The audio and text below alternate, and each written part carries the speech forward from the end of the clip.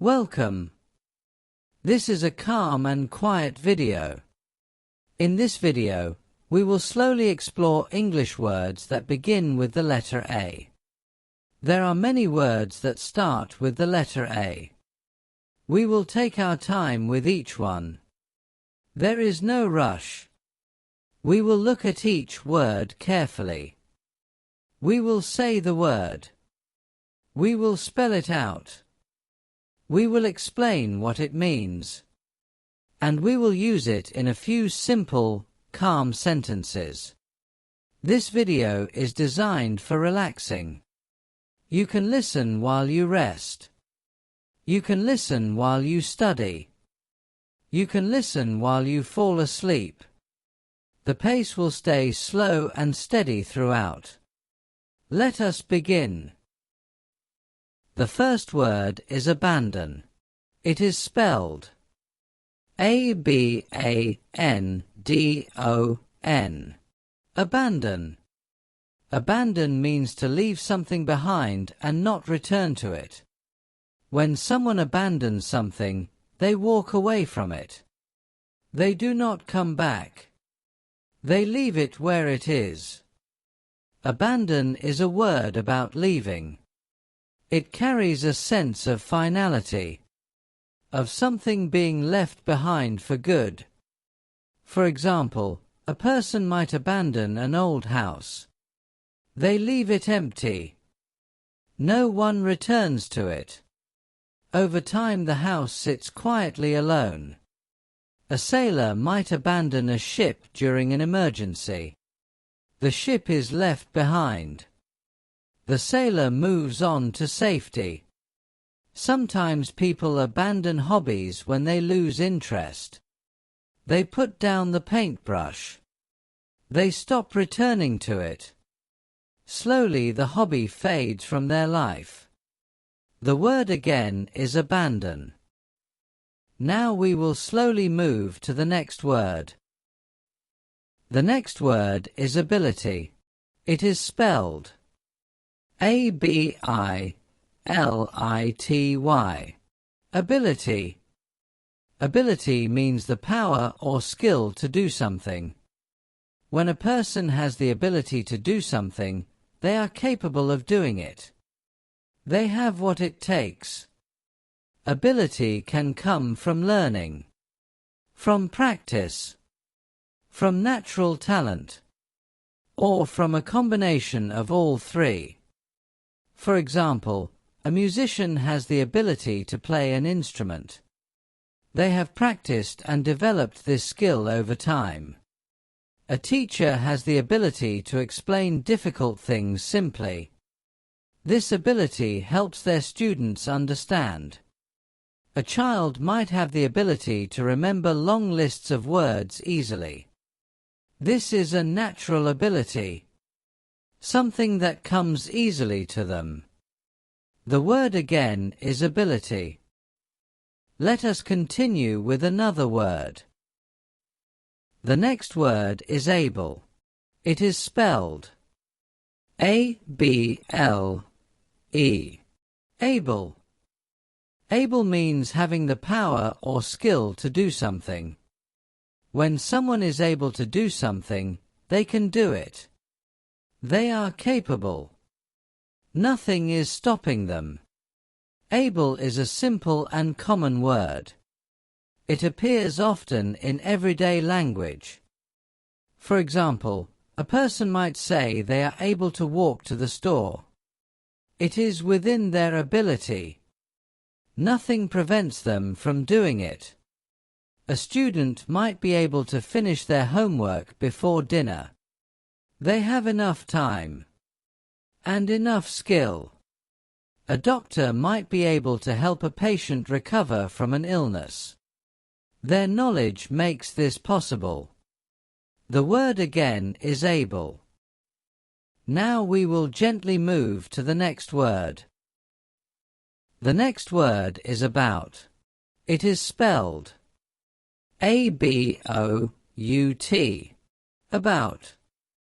About is a word that refers to the subject or topic of something. When something is about a particular thing, that thing is the main focus. About can also mean approximately, or concerning, or regarding. It is a flexible and common word, used in many different ways. For example, a book might be about nature. The stories inside all relate to the natural world. A conversation might be about daily life. The people speaking are sharing thoughts about their everyday experiences. If someone says the walk takes about 10 minutes, they mean roughly 10 minutes. Not exactly, but close to that amount. The word again is about. Now we will slowly move to the next word. The next word is above. It is spelled A-B-O-V-E. Above. Above means at a higher level or position than something else. When something is above another thing, it is higher. It is over it. Above can refer to physical space, or it can refer to rank, or amount. For example, the sky is above the ground. It stretches high overhead, far above where we stand. A mountain peak is above the clouds. It rises so high that clouds form below it. A score above 90 is a very good score. It is higher than 90. It exceeds that number. The word again is above. Let us continue with another word. The next word is abroad. It is spelled A-B-R-O-A-D. Abroad. Abroad means in or to a foreign country. When someone travels abroad, they go to another country. They leave their home country behind. Even briefly. Abroad suggests distance. A crossing of borders. A journey to somewhere unfamiliar. For example, a student might study abroad for a year. They travel to another country to attend classes. They learn about a different culture. A family might travel abroad for a vacation. They visit a country they have never seen before. They experience new foods and new landscapes. A person might work abroad for a period of time. They move to another country for their job. The word again is abroad. Now we will slowly move to the next word. The next word is absence. It is spelled A-B-S-E-N-C-E. Absence. Absence means the state of being away, or not being present. When there is an absence of something, that thing is not there. It is missing. Absence can refer to a person, or to a feeling, or to something in the environment. For example, a student's absence from class means they were not there that day. Their chair was empty. Their voice was not heard. The absence of noise can be very peaceful. When a room is completely quiet, the absence of sound creates a stillness, a gentle calm. The absence of a loved one can be felt deeply, even when we cannot explain it with words. We simply notice they are not there. The word again is absence. Let us continue with another word. The next word is absolute. It is spelled A-B-S-O-L-U-T-E. Absolute. Absolute means complete, total, without any exceptions or limitations. When something is absolute, there is no degree to it. It is fully what it is. Nothing more. Nothing less. Absolute is a strong word. It leaves no room for in-between. For example, absolute silence means there is no sound at all. Complete quiet. Total stillness. Absolute trust means trusting someone completely, with no doubts, no reservations. An absolute rule is one that cannot be broken under any circumstances. It applies always, without exception. The word again is absolute. We have reached the end of our first segment. You have listened to 8 gentle words today.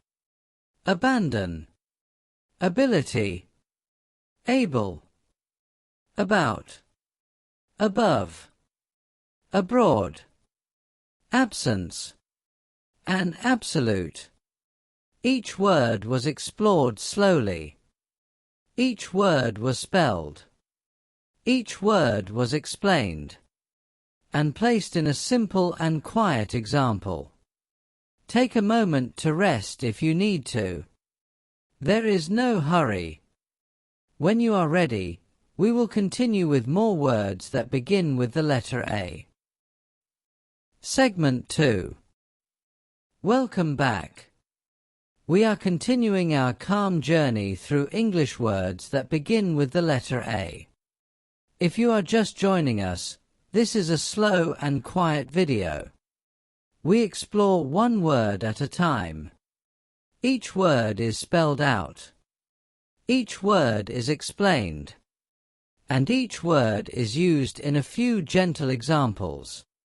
Take a slow breath. There is no hurry. Let us continue. The next word is absorb. It is spelled A-B-S-O-R-B. Absorb. Absorb means to take something in, to soak it up. When something absorbs a liquid, the liquid is drawn into it. When a person absorbs information, they take it in and understand it. Absorb is a word about receiving, about drawing something inward. For example, a sponge absorbs water.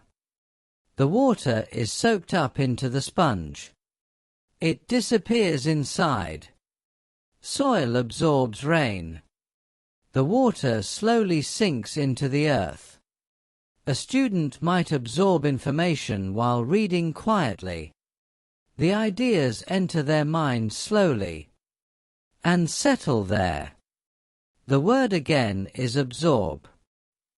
Now we will slowly move to the next word. The next word is abstract.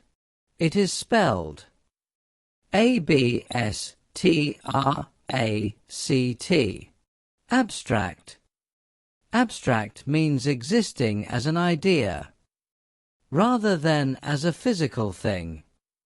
When something is abstract, it cannot be touched or seen directly.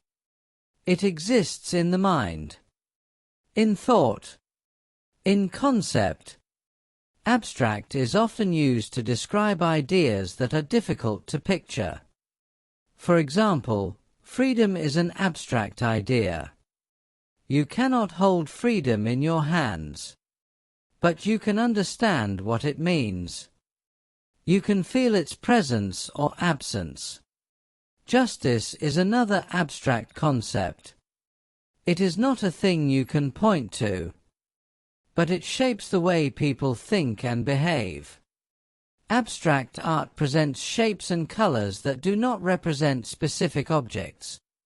The viewer finds their own meaning in it. The word again is abstract. Let us continue with another word. The next word is abundant.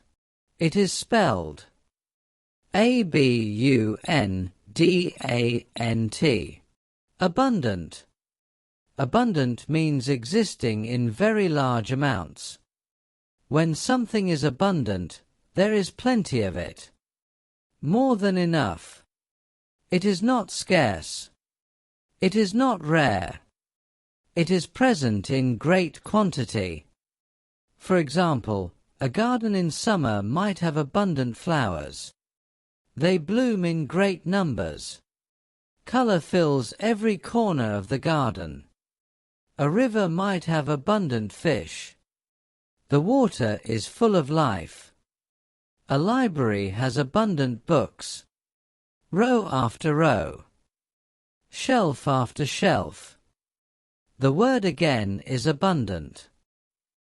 Now we will gently move to the next word. The next word is accept. It is spelled A-C-C-E-P-T.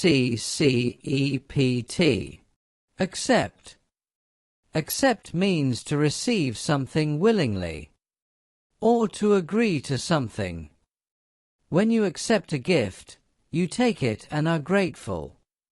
When you accept an idea, you agree with it, or you allow it into your thinking.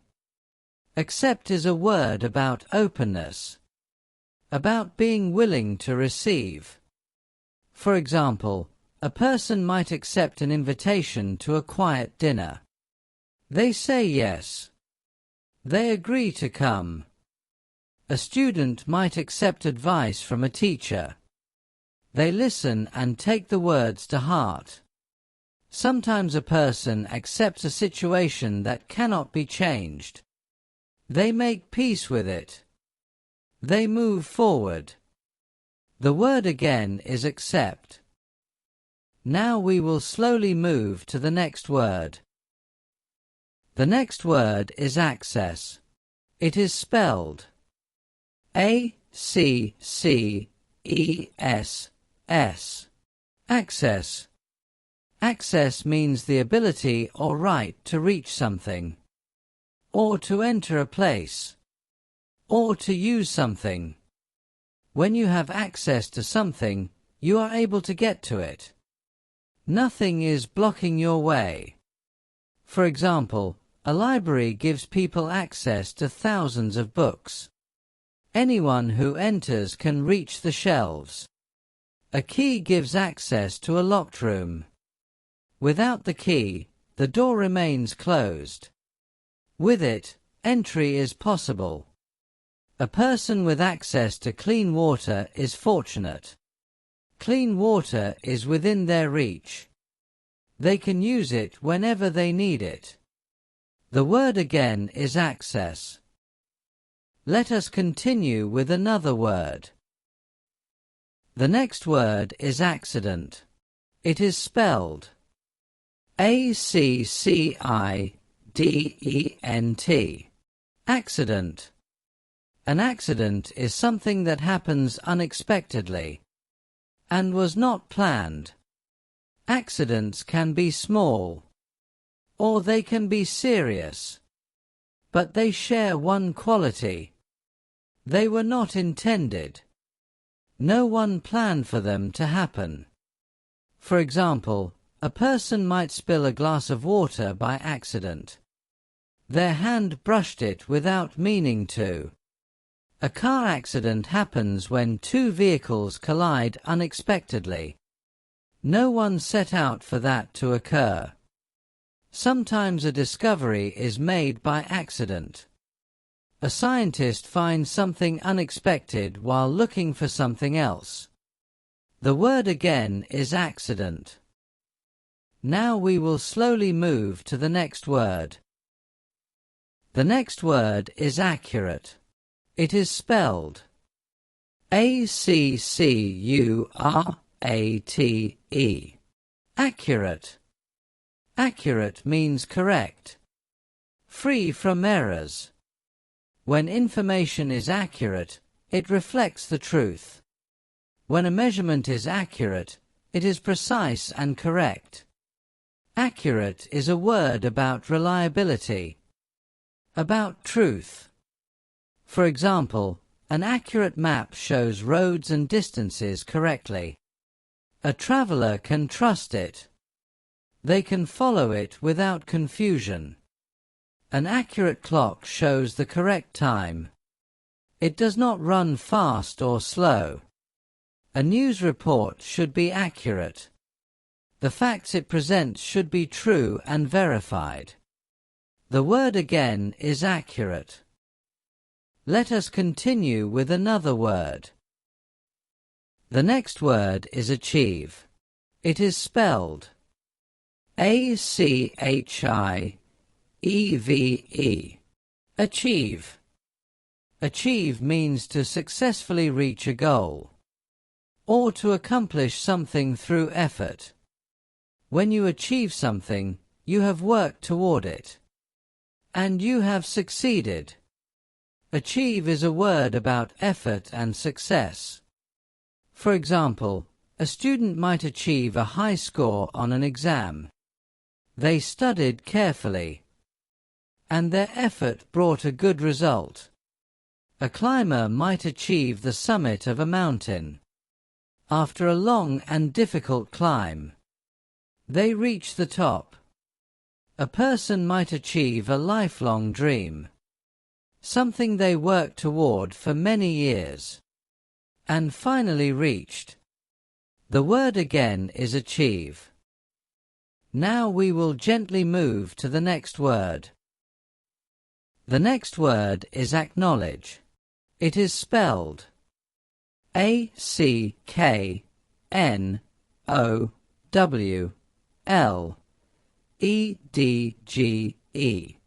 Acknowledge. Acknowledge means to recognize or admit something, to show that you are aware of it. When you acknowledge a person, you notice them.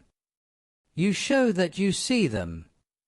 When you acknowledge a mistake, you admit that it happened. For example, a speaker might acknowledge the audience before beginning. They look out. They nod. They recognize the people who are there. A leader might acknowledge the hard work of their team. They say it aloud. They make the effort visible. A person might acknowledge that a problem exists. The first step toward solving it is recognizing it is there. The word again is acknowledge. We have now completed segment 2. In this segment we explored 8 more quiet words. Absorb, abstract, abundant, accept, access, accident, accurate, achieve, and acknowledge. Each word was given its time. Each was spelled. Each was explained. And each was placed gently into example. Rest if you need to. When you are ready, we will continue. Segment 3. Welcome back. We are continuing our slow and quiet journey through English words that begin with the letter A. Each word will be spelled out. Each word will be explained. And each word will be placed in a few calm and simple sentences. There is no rush. Let us continue. The next word is acquire. It is spelled A-C-Q-U-I-R-E. Acquire. Acquire means to come to have something, to obtain it, or to gain it over time. When you acquire something, it becomes yours. Through purchase, through effort, or through experience. For example, a person might acquire a new skill by practicing it regularly. Over time the skill becomes part of them. A collector might acquire rare objects over many years. Each piece is added slowly to their collection. A traveler might acquire a deep love of quiet places, simply by spending time in them. The word again is acquire. Now we will slowly move to the next word. The next word is adapt. It is spelled A-D-A-P-T. Adapt. Adapt means to adjust to new conditions. To change in a way that helps you fit a new situation. When something adapts, it finds a way to continue. In a different environment. Or under different circumstances. For example, a person moving to a new city must adapt to new surroundings. New streets. New routines. New faces. Over time, they adjust. And the new place begins to feel familiar. Animals adapt to changes in their environment. They find new ways to find food, or shelter, or warmth. A student might adapt their study habits when a new challenge arises. They find what works, and they adjust accordingly.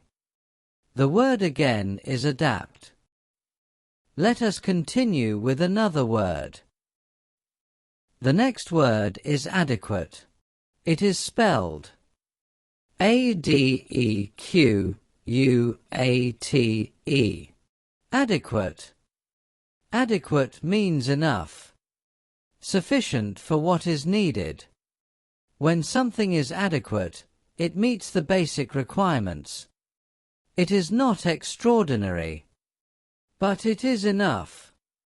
For example, an adequate amount of sleep is enough to help a person feel rested. Not too little. Just enough. An adequate meal provides the nourishment a person needs. It satisfies hunger. It gives the body what it requires. An adequate explanation answers the question. It may not go into great depth, but it covers what is needed. The word again is adequate. Now we will gently move to the next word. The next word is admire. It is spelled A-D-M-I-R-E. Admire. Admire means to regard something or someone with respect and appreciation. When you admire something, you find it worthy. You look at it with appreciation, with a sense that it is good, or beautiful, or impressive. For example, a person might admire a beautiful painting. They stand before it quietly. They take in its colors and its shapes. A student might admire a teacher who explains things with great patience. They appreciate the care that teacher brings to their work. A traveler might admire a landscape they have never seen before. The wide open sky. The stillness of a valley. The word again is admire. Now we will slowly move to the next word. The next word is adopt. It is spelled A-D-O-P-T. Adopt. Adopt means to take something and make it your own. To choose it and bring it into your life. Adopt can refer to a child who is welcomed into a new family. It can also refer to an idea or a habit that a person takes on. For example, a family might adopt a child. They open their home. They offer love and care. A person might adopt a new routine.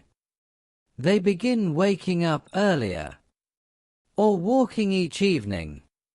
Over time, the new habit becomes part of their daily life. A company might adopt a new policy. They decide to follow it and make it part of how they operate. The word again is adopt. Let us continue with another word. The next word is advance. It is spelled A-D-V-A-N-C-E. Advance. Advance means to move forward, to make progress, to go ahead. When something advances, it moves in a positive direction. It does not stay still. It moves. For example, a person might advance in their career over many years. They gain experience. They take on more responsibility. They move to a higher position. Science advances as researchers make new discoveries. Each finding builds on the last. The knowledge grows. A chess player advances a piece across the board, moving it closer to the goal. The word again is advance. Now we will slowly move to the next word. The next word is affection. It is spelled A-F-F-E-C-T-I-O-N. Affection. Affection means a gentle feeling of fondness or love. When you feel affection for someone, you care for them warmly. Not intensely, but steadily, quietly. Affection is a soft and calm emotion. It is not dramatic. It simply exists, like a quiet warmth. For example, a person might feel affection for an old friend they have known for many years.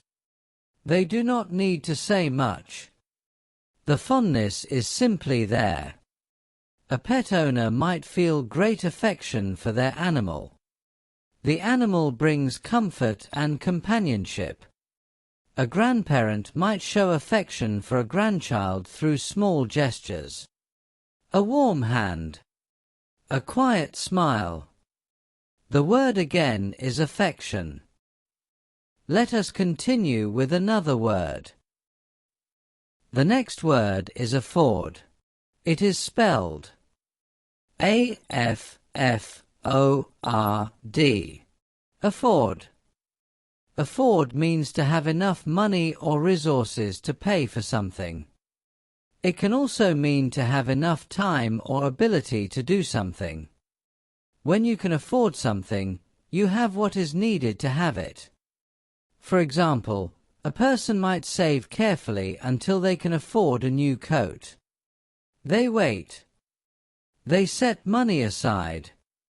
In time they have enough. A family might not be able to afford a large house, but they find a comfortable smaller one. A student might not be able to afford to miss any more classes. They need to attend. Their progress depends on it. The word again is afford. We have reached the end of segment 3. In this segment we explored 8 more calm words. Acquire, adapt, adequate, admire, adopt, advance, affection, and afford. Rest quietly if you need to. When you are ready, we will continue. Segment 4. Welcome back. We are continuing our slow and quiet journey through English words that begin with the letter A. Each word will be spelled out. Each word will be explained. And each word will be used in a few calm and simple sentences. There is no rush. Let us continue. The next word is afraid. It is spelled A-F-R-A-I-D. Afraid. Afraid means feeling fear. When a person is afraid, they feel a sense of danger or worry. Something makes them uneasy. Something feels threatening or uncertain. Afraid is a common word. Most people know the feeling it describes. For example, a child might be afraid of the dark. The absence of light feels unfamiliar, and the unfamiliar can feel frightening. A person might be afraid of speaking in front of a large group. The thought of it makes them nervous. Their heart beats a little faster. Someone might feel afraid before a difficult event. They do not know how it will go. And the uncertainty brings a quiet fear. The word again is afraid. Now we will slowly move to the next word. The next word is agenda. It is spelled A-G-E-N-D-A. Agenda. Agenda means a list of things to be done or discussed. It is a plan, a schedule, a set of items that need attention. When a meeting has an agenda, it has a list of topics to go through. Each item is addressed in order. For example, a work meeting might begin with a written agenda. The first item might be a review of recent progress. The second might be a discussion of upcoming plans. A person might carry a mental agenda through their day. A list of tasks they hope to complete. One by one. The word again is agenda. Let us continue with another word. The next word is agree. It is spelled A-G-R-E-E. Agree. Agree means to have the same opinion as someone else, or to say yes to something. When two people agree, they share a similar view. They see something in the same way. Agree is a word about harmony, about two things coming together. For example, two friends might agree on where to have dinner. They both want the same thing. There is no conflict.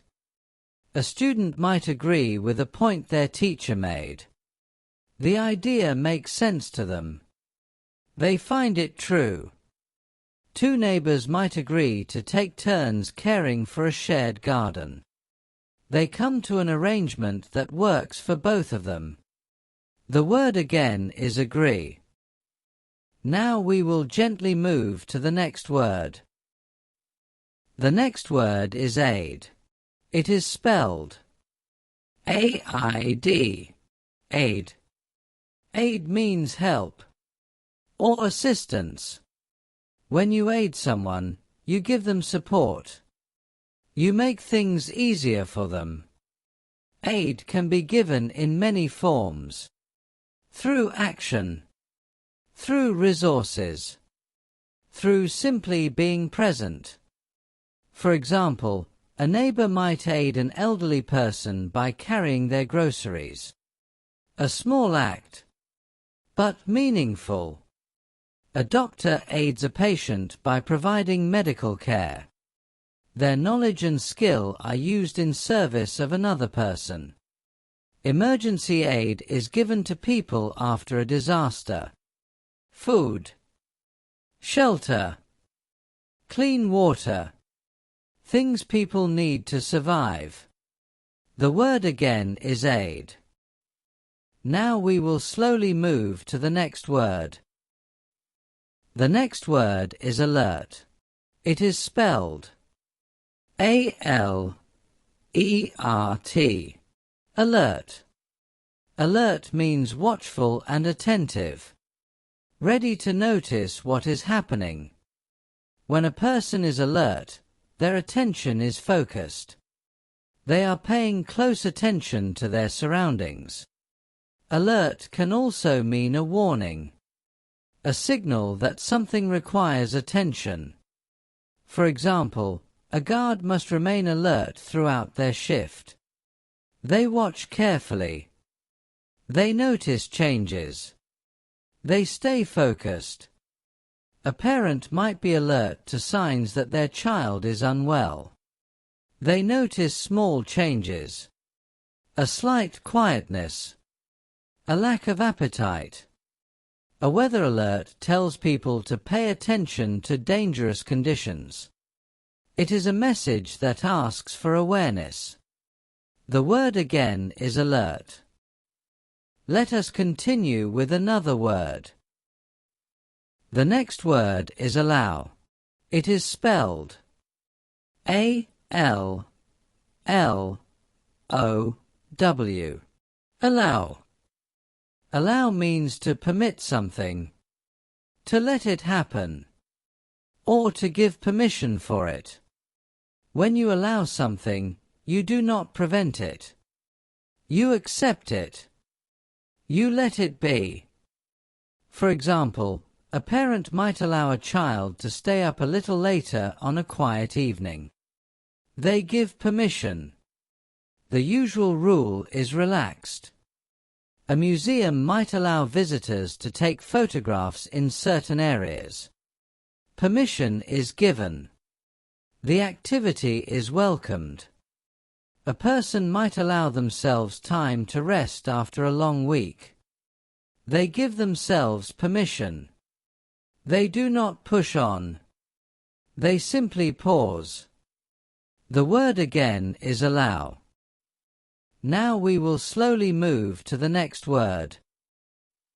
The next word is alone. It is spelled A-L-O-N-E. Alone. Alone means without other people. By oneself. When a person is alone, no one else is with them. They are in their own company. Being alone is not always uncomfortable. For many people, being alone is peaceful. It is a time for quiet, for reflection, for rest. For example, a person might enjoy a walk alone in the early morning. The path is quiet. The air is still. They move at their own pace. A writer might work best when alone. Silence helps them think. A person sitting alone in a garden might feel very content. The stillness around them is welcome. The word again is alone.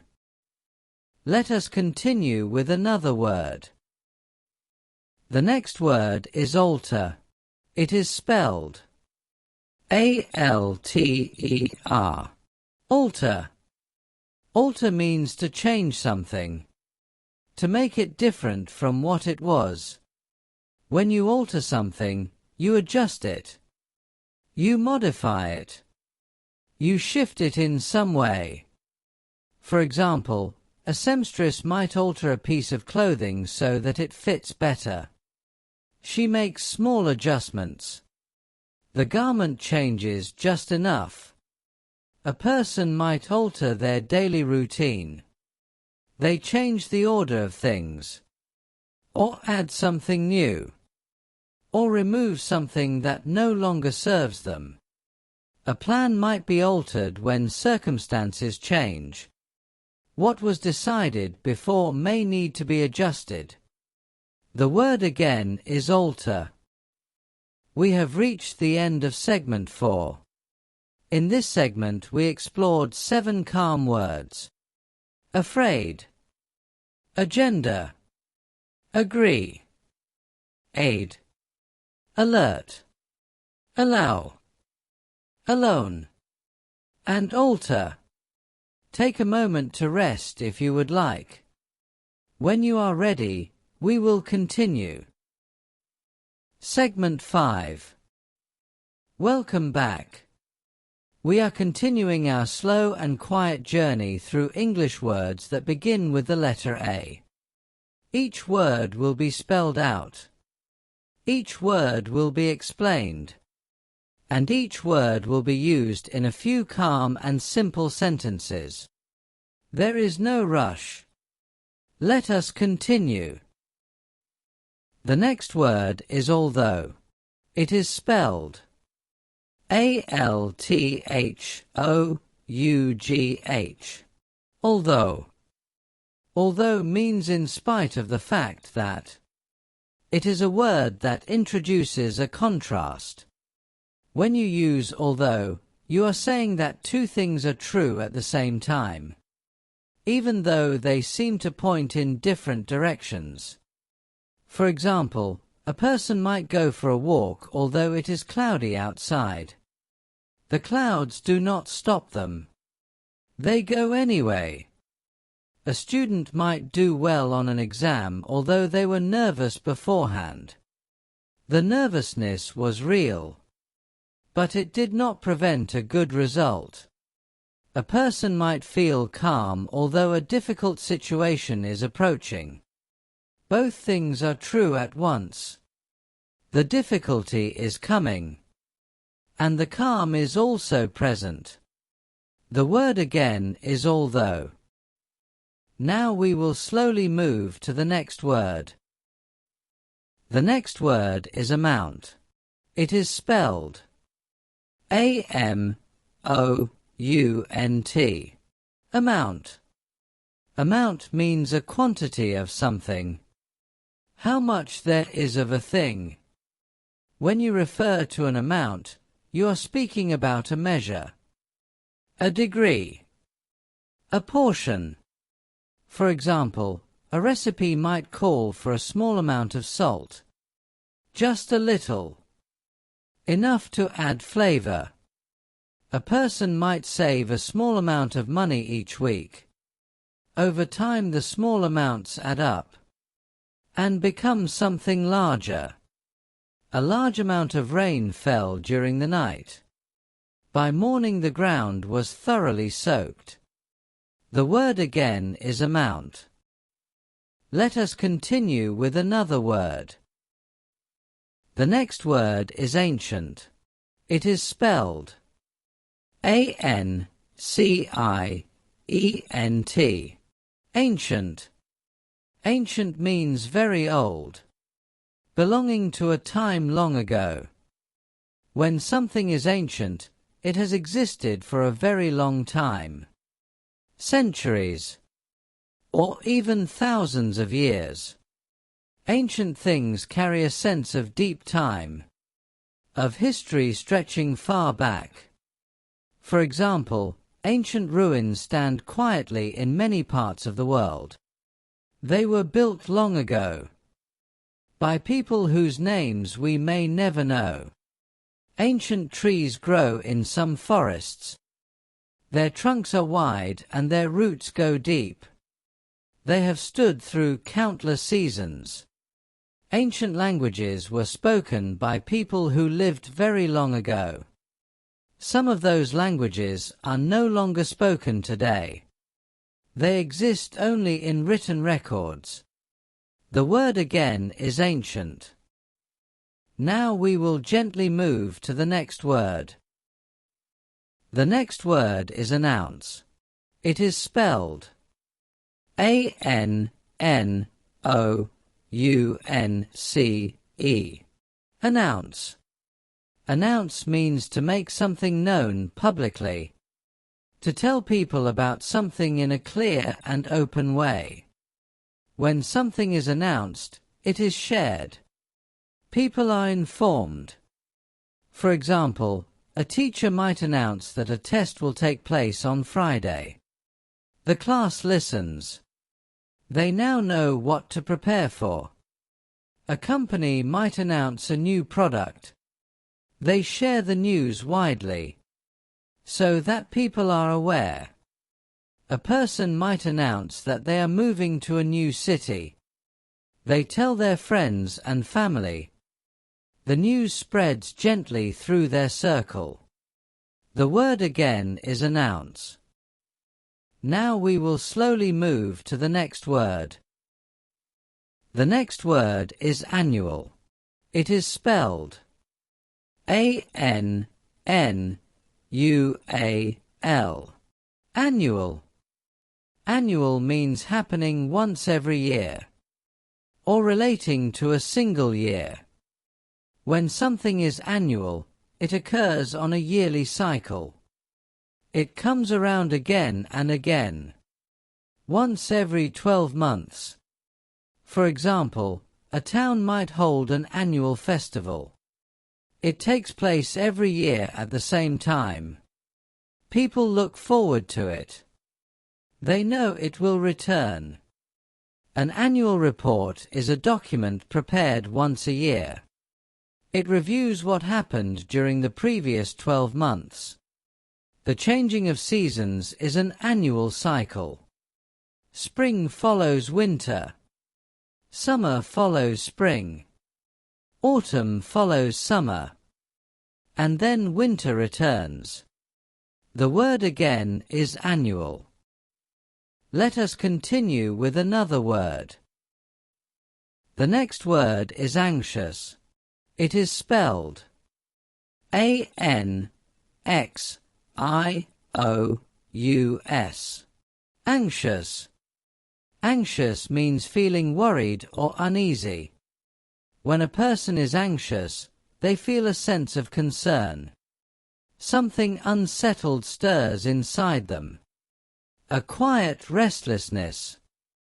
Anxious is a word about worry, about the mind turning something over and over. For example, a person might feel anxious before an important meeting. They wonder how it will go. They think through different possibilities. A student might feel anxious while waiting for exam results. The waiting is uncomfortable. The outcome is unknown. A person might feel anxious when a loved one is unwell. They care deeply. And that care brings worry. The word again is anxious. Now we will slowly move to the next word. The next word is apparent. It is spelled A-P-P-A-R-E-N-T. Apparent. Apparent means clearly visible or obvious. When something is apparent, it can be seen or understood without difficulty. It does not need to be searched for. It is simply there. Plain to notice. For example, it was apparent that the rain was coming. The clouds were dark. The air smelled different. Anyone could see it. It was apparent that the student had worked very hard. Their careful answers showed the effort they had put in. The damage to the old building was apparent from a distance. The cracks and missing pieces were easy to see. The word again is apparent. Let us continue with another word. The next word is appreciate. It is spelled A-P-P-R-E-C-I-A-T-E. Appreciate. Appreciate means to recognize the value of something, to feel grateful for it, or to understand it fully. When you appreciate something, you do not take it for granted. You notice it. You value it. For example, a person might appreciate a quiet evening at home. After a long and busy week, the stillness feels especially welcome. A student might appreciate the patience of a good teacher. They notice the care, and they are grateful for it. A traveler might appreciate the beauty of a place they have never visited before.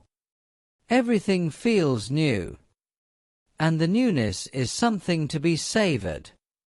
The word again is appreciate. We have reached the end of segment 5.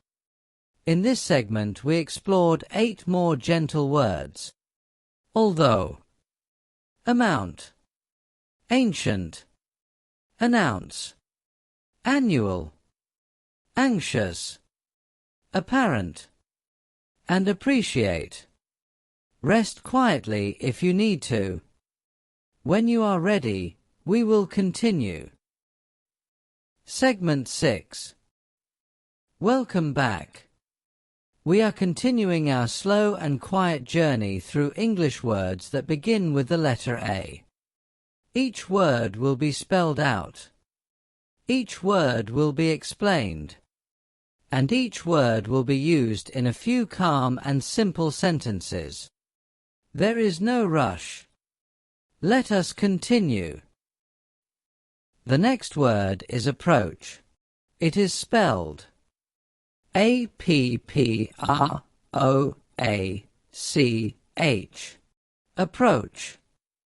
Approach means to come near to something, or to deal with something in a particular way.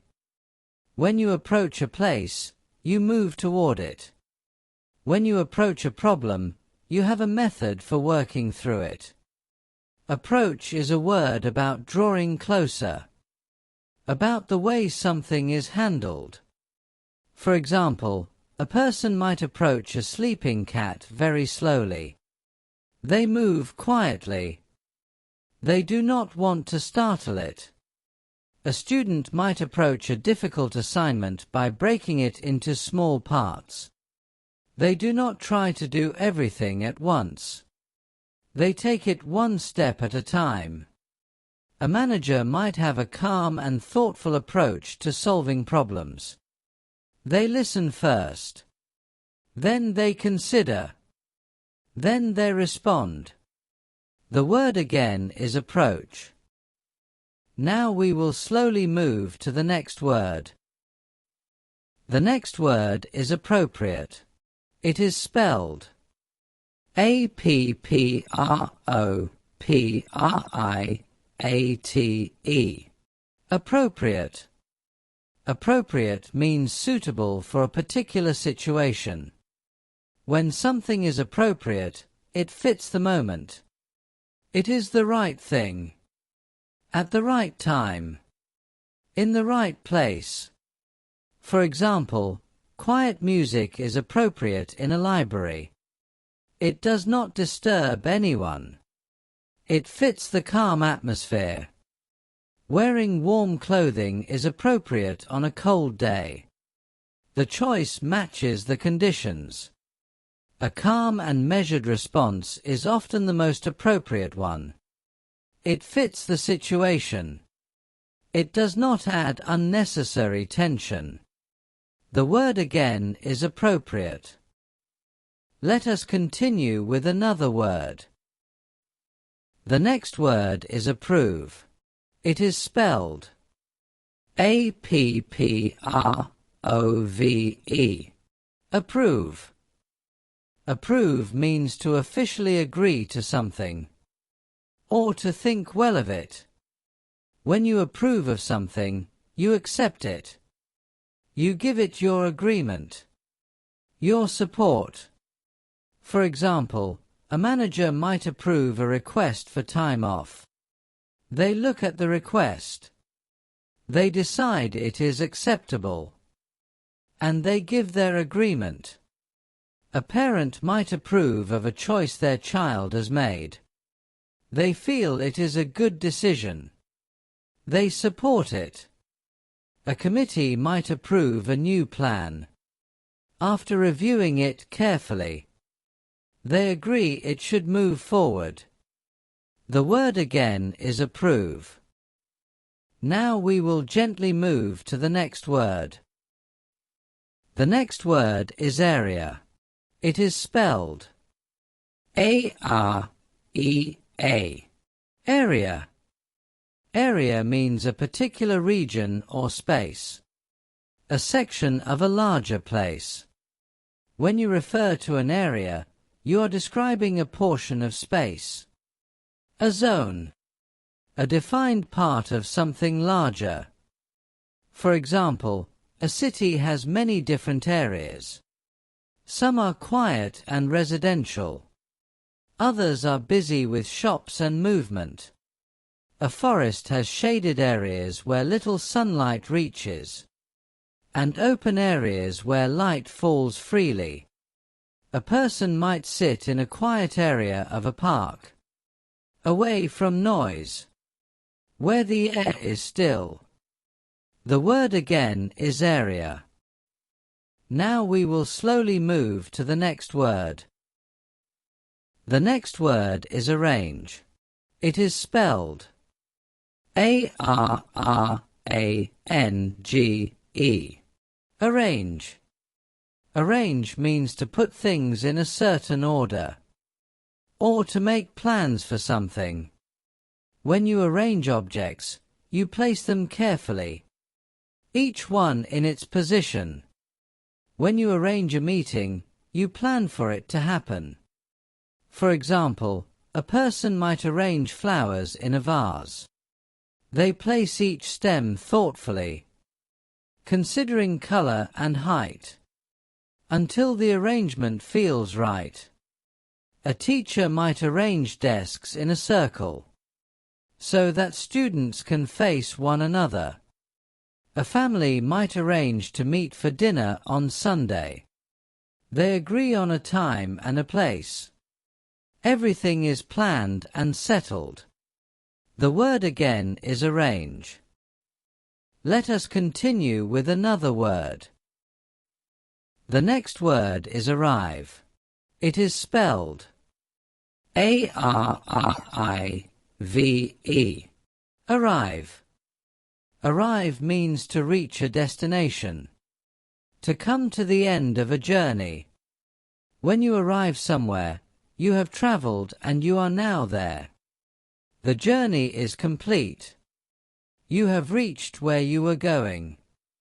For example, a train arrives at the station on schedule. The passengers wait quietly on the platform, and then the train is there. A letter might arrive in the post after several days. It was sent. It traveled. And now it is here. A person arrives at a sense of peace after a long period of difficulty. The peace comes slowly, quietly. The word again is arrive. Now we will slowly move to the next word. The next word is aspect. It is spelled A-S-P-E-C-T.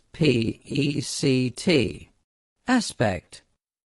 Aspect means a particular part or feature of something, one of the many sides of a thing. When you consider different aspects of a situation, you look at it from multiple angles. You notice different parts of it. For example, one aspect of living in a quiet town is the lack of noise. The streets are calm. The evenings are still. One aspect of a good book is its ability to hold attention.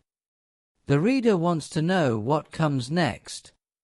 An important aspect of sleep is that it allows the body to rest and recover. Without it, the body and mind grow tired. The word again is aspect. Let us continue with another word.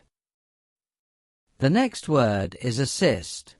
It is spelled A-S-S-I-S-T. Assist. Assist means to help someone, to support them in what they are doing. When you assist another person, you make their task a little easier. You offer what you can. Your time. Your skill. Your presence. For example, a librarian might assist a visitor in finding a particular book. They guide them through the shelves. They help locate what is needed. A nurse assists a doctor during a medical procedure. They hand tools. They watch carefully. They are ready to help in whatever way is needed. A friend might assist someone who is moving to a new home. They show up. They carry boxes. They make the effort a little lighter. The word again is assist. We have reached the end of segment 6. In this segment we explored 8 more quiet words. Approach.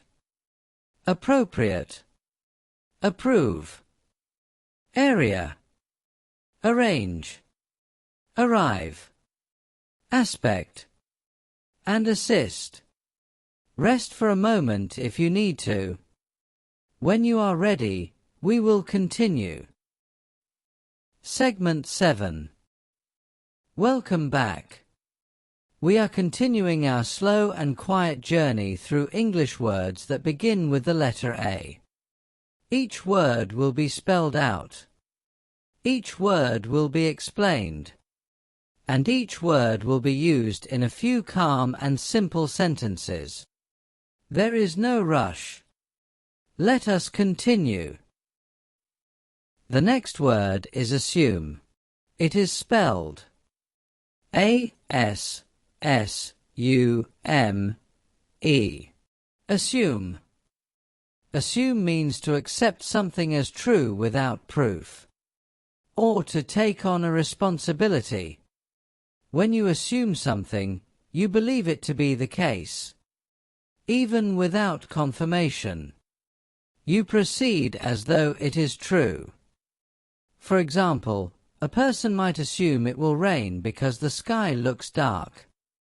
They bring an umbrella. They prepare for what they believe is coming. A new employee might assume certain responsibilities as part of their role. They take on tasks. They accept what is expected of them. A person might assume that a friend is well because they have not heard otherwise. They have no information suggesting anything is wrong, so they proceed with that belief. The word again is assume. Now we will slowly move to the next word. The next word is atmosphere. It is spelled A-T-M-O-S-P-H-E-R-E.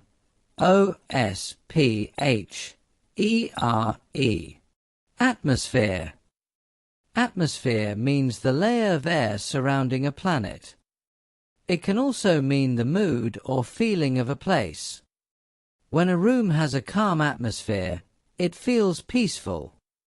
The air itself seems quieter, more settled. For example, the Earth's atmosphere protects life on its surface. It holds warmth. It filters light.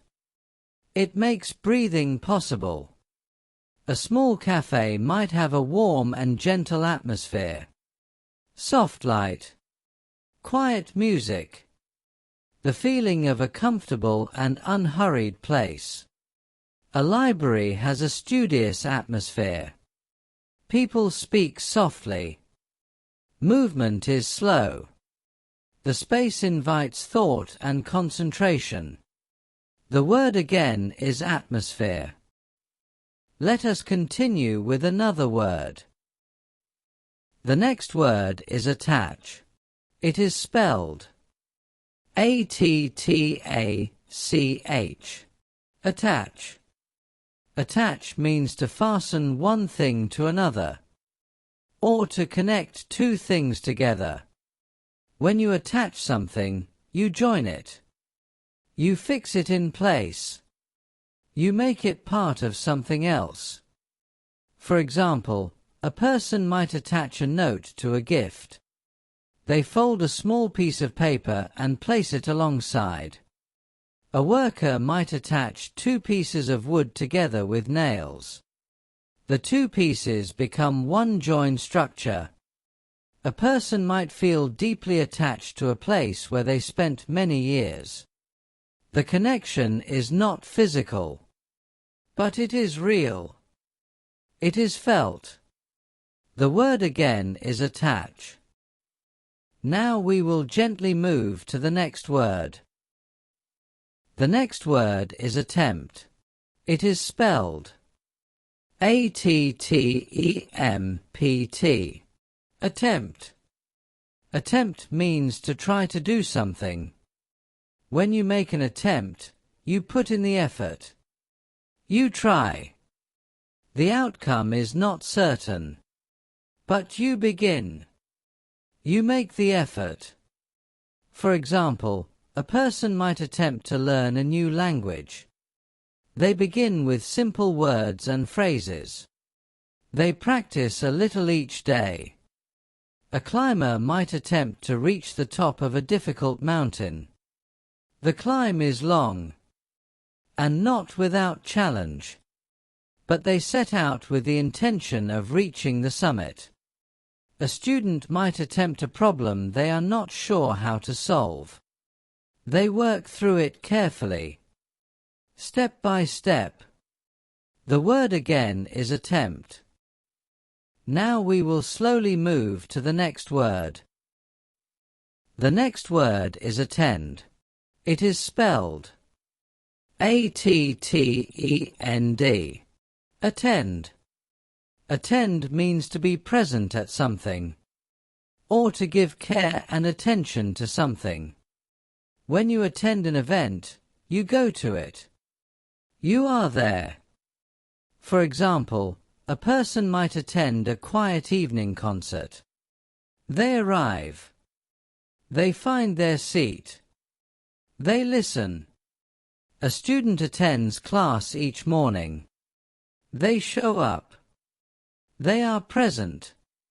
They participate. A nurse attends to the needs of a patient. They check on them. They provide care. They make sure the person is comfortable. The word again is attend. Let us continue with another word. The next word is attitude. It is spelled A-T-T-I-T-U-D-E. Attitude. Attitude means the way a person thinks or feels about something. Their outlook. Their general approach to the world. Attitude shapes how a person experiences their life. A calm attitude brings a sense of steadiness. A positive attitude helps a person find what is good, even in difficult moments. For example, a person with a patient attitude waits without frustration. They accept that some things take time. They do not rush. A student with a curious attitude asks many questions. They want to understand. They are interested in learning. A person with a gentle attitude moves through the world softly, without causing unnecessary disturbance. The word again is attitude. Now we will slowly move to the next word. The next word is attract. It is spelled A-T-T-R-A-C-T. Attract. Attract means to draw something or someone closer, to cause interest or attention. When something attracts you, it pulls your focus toward it. You find yourself drawn in. For example, a bright flower attracts bees. The color and the scent draw them near. A quiet bookshop might attract people who enjoy reading. The shelves full of books draw them in. They linger. They browse. A calm and steady person often attracts the trust of others. People feel comfortable around them. They are drawn to the sense of stillness. The word again is attract. Let us continue with another word. The next word is available. It is spelled A-V-A-I-L-A-B-L-E.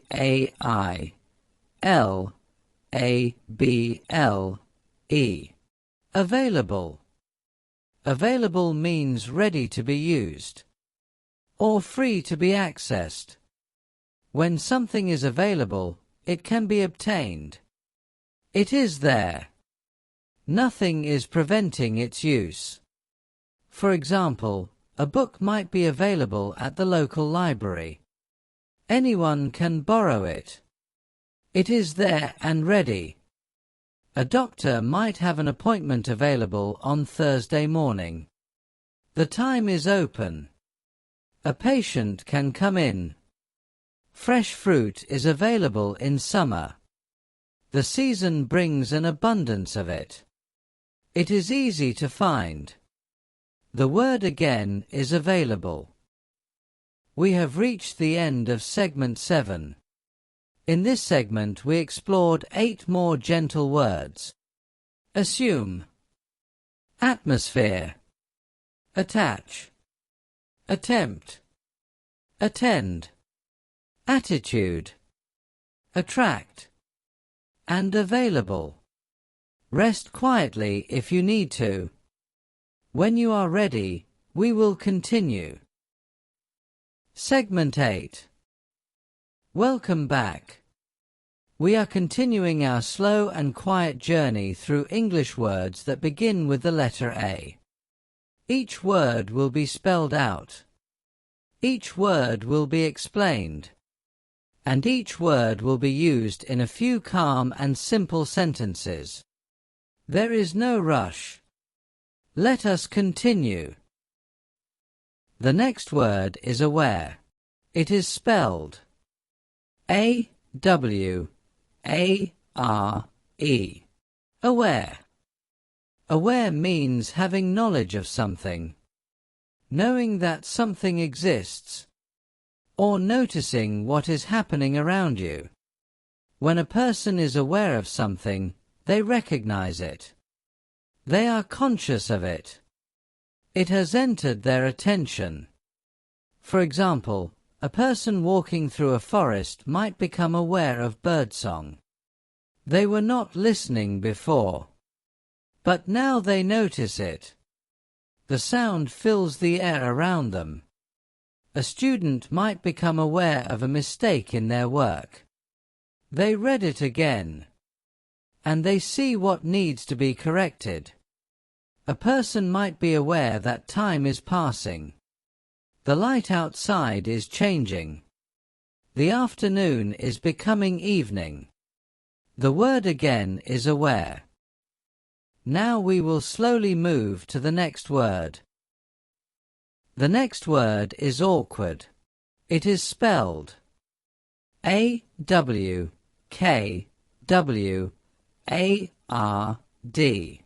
Awkward. Awkward means uncomfortable or clumsy. When a situation is awkward, it feels uneasy. It does not flow naturally. There is a sense of not quite knowing what to do. When a movement is awkward, it is not smooth. It is a little clumsy, a little uncertain. For example, a first conversation with a stranger can sometimes feel awkward. There are pauses. Neither person is sure what to say next. Carrying a very large and oddly shaped object can feel awkward. The shape makes it difficult to hold comfortably. A person might feel awkward at a large gathering where they do not know many people. They are not sure where to stand or what to say. The word again is awkward. Let us continue with another word. The next word is achieve. It is spelled A-C-H-I-E-V-E. Achieve.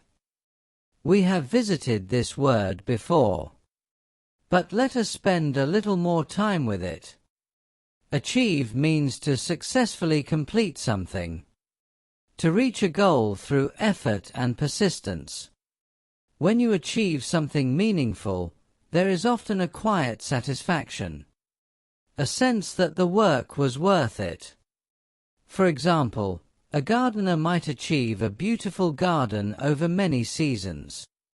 They plant, they tend, they wait, and slowly the garden becomes what they imagined. A writer might achieve the completion of a long and difficult book, page by page, word by word, until one day it is finished. A person might achieve a sense of inner calm after years of practice. It does not come all at once, but with time and patience it settles.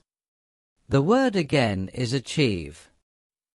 Now we will gently move to the next word. The next word is ample. It is spelled A-M-P-L-E. Ample. Ample means more than enough. Plenty.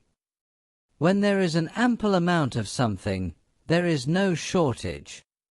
There is enough and perhaps a little more. Ample suggests generosity. A comfortable abundance. For example, a long afternoon provides ample time for a quiet walk. There is no rush. The hours stretch out. A large kitchen has ample space for preparing a meal. Everything fits comfortably. Nothing feels crowded. A person with ample patience can wait without frustration. They have plenty of it. More than most situations require. The word again is ample. Now we will slowly move to the next word. The next word is anchor. It is spelled A-N-C-H-O-R. Anchor. Anchor means a heavy object used to hold a ship in place, or something that provides stability and security. When a ship drops its anchor, it stops drifting. It is held in one place. An anchor can also describe a person or thing that provides steadiness. Something that keeps another thing from being swept away. For example, a ship drops its anchor in a quiet harbor. The water moves gently around it, but the ship stays still. A calm and reliable friend can be an anchor during difficult times. Their steadiness helps others feel grounded. A familiar routine can serve as an anchor in a changing life. It provides something constant, something to return to. The word again is anchor. Let us continue with another word. The next word is anticipate. It is spelled A-N-T-I-C-I-P-A-T-E. Anticipate. Anticipate means to expect something, or to look forward to something that has not yet happened. When you anticipate an event, you think about it before it arrives. You prepare for it, or simply wait for it with awareness. For example, a child might anticipate a visit from a grandparent. The visit has not happened yet, but the thought of it brings a warm and quiet excitement. A traveler might anticipate the moment they arrive at a destination they have long wanted to visit. They have imagined it many times, and soon it will be real. A person might anticipate a change in the weather. The signs are there, and they prepare accordingly. The word again is anticipate. Now we will slowly move to the next word. The next word is apply. It is spelled A-P-P-L-Y. Apply. Apply means to put something into use, or to make a formal request. When you apply knowledge, you use what you have learned. When you apply for something, you submit a request. You ask to be considered. For example, a person might apply for a job they have been hoping for.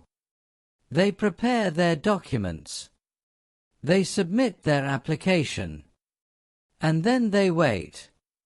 A student applies what they have learned in class to a real problem. The knowledge becomes useful. It moves from the page into practice. A person might apply a gentle ointment to a small wound. They smooth it on carefully. They give the skin what it needs. The word again is apply. Let us continue with another word. The next word is arise. It is spelled A-R-I-S-E. Arise. Arise means to come into existence, or to come up unexpectedly. When a situation arises, it appears. It was not necessarily planned, but it is now present. Arise can also mean to get up, to rise from a resting position. For example, a problem might arise during a long journey. Something unexpected happens, and it must be dealt with. An opportunity might arise that was not anticipated. A door opens, and a person must decide whether to walk through it. In the morning, a person arises from sleep. They move from rest into the beginning of a new day. The word again is arise. We have reached the end of segment 8. In this segment we explored 8 more quiet words. Aware, awkward, achieve, ample, anchor, anticipate, apply, and arise. Take a gentle breath. Rest if you need to. When you are ready, we will continue. Segment 9. Welcome back. We are continuing our slow and quiet journey through English words that begin with the letter A. Each word will be spelled out. Each word will be explained. And each word will be used in a few calm and simple sentences. There is no rush. Let us continue. The next word is armor. It is spelled A-R-M-O-R. Armor. Armor means a protective covering, worn to shield the body from harm. In earlier times, soldiers wore armor made of metal. It covered their body. It protected them in battle. Armor can also describe anything that provides protection. A shield against difficulty. For example, knights in ancient times wore heavy armor into battle. The metal plates covered their arms and chest, their legs and shoulders. A turtle carries a natural form of armor on its back. Its shell is hard and protective. It shields the soft creature within. A person might build emotional armor over time. A kind of inner protection against pain or difficulty. The word again is armor. Now we will slowly move to the next word. The next word is arouse. It is spelled A-R-O-U-S-E. Arouse. Arouse means to awaken something, or to stir up a feeling or response. When something arouses curiosity, it sparks an interest. It causes a desire to know more. When a sound arouses a sleeping person, it brings them out of sleep. It pulls them back into wakefulness. For example, an unusual smell might arouse the curiosity of a child. They want to know where it is coming from. They follow it. A distant sound in the night might arouse a light sleeper. They open their eyes. They listen. A beautiful piece of music might arouse a feeling of deep calm. It stirs something quiet and pleasant. The word again is arouse. Let us continue with another word. The next word is assure. It is spelled A-S-S-U-R-E. Assure. Assure means to tell someone something confidently, to remove their doubt or worry. When you assure a person, you give them certainty. You help them feel less anxious. You offer them your confidence. For example, a doctor might assure a patient that a procedure is straightforward. The patient is nervous. The doctor speaks calmly. Their words bring reassurance. A parent might assure a child that everything will be all right. The child is worried. The parent's steady voice brings comfort. A friend might assure you that they will be there when you need them. They mean it. And the words carry weight. The word again is assure. Now we will gently move to the next word. The next word is astonish. It is spelled A-S-T-O-N-I-S-H. Astonish.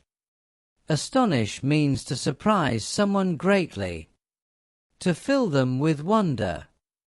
When something astonishes you, you did not expect it, and its arrival leaves you momentarily speechless. Astonish is a stronger word than surprise.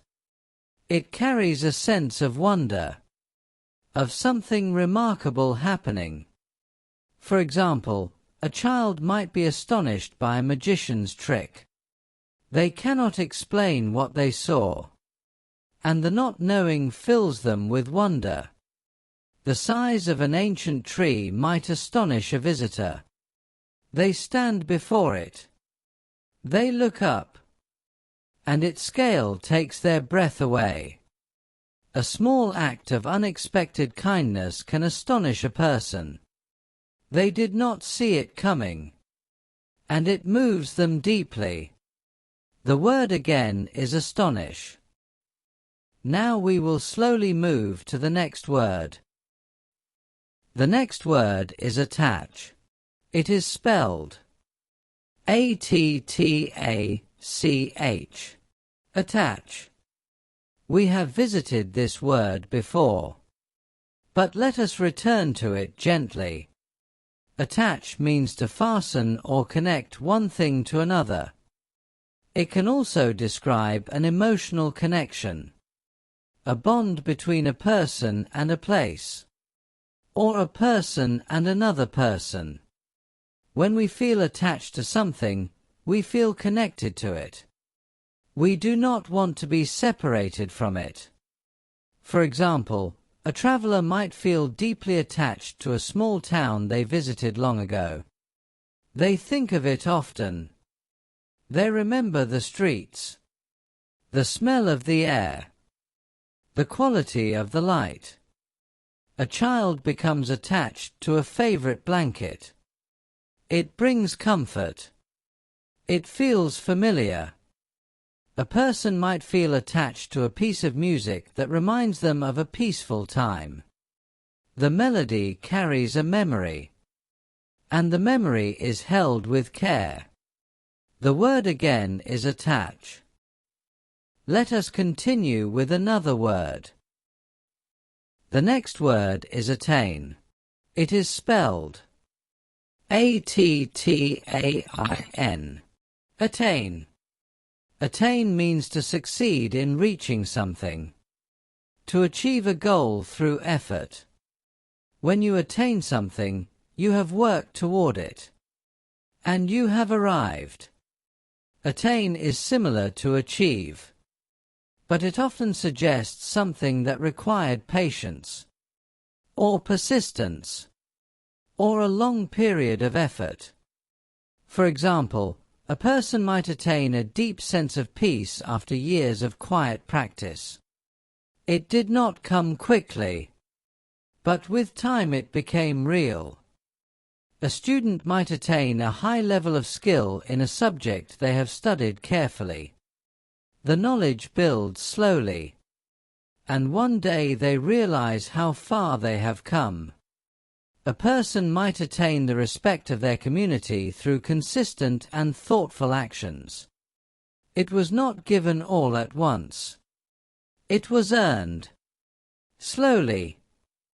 Quietly. The word again is attain. Now we will slowly move to the next word. The next word is audience. It is spelled A-U-D-I-E-N-C-E. Audience. Audience means a group of people gathered to watch or listen to something. When performers take the stage, the audience watches. They receive what is being offered. Audience can also mean the intended readers of a book, or the viewers of a film. For example, a musician plays to a quiet and attentive audience. The people in the room listen closely. The music fills the space between them. A storyteller reads to a small audience of children. The children sit still. Their eyes are wide. They are fully present. A writer thinks about their audience while writing. Who will read these words? What do those readers need? The word again is audience.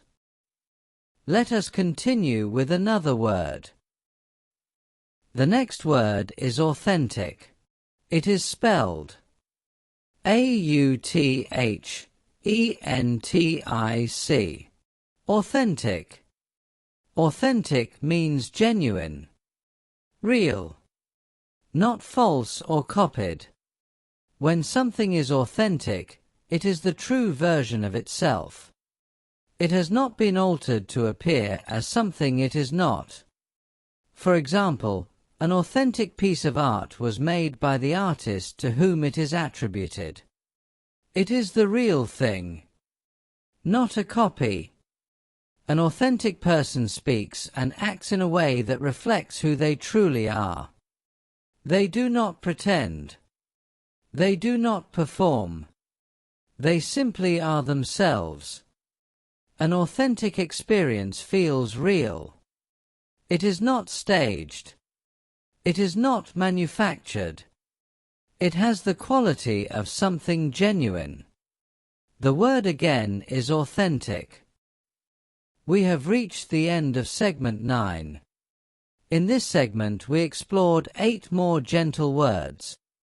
Armor, arouse, assure, astonish, attach, attain, audience, and authentic.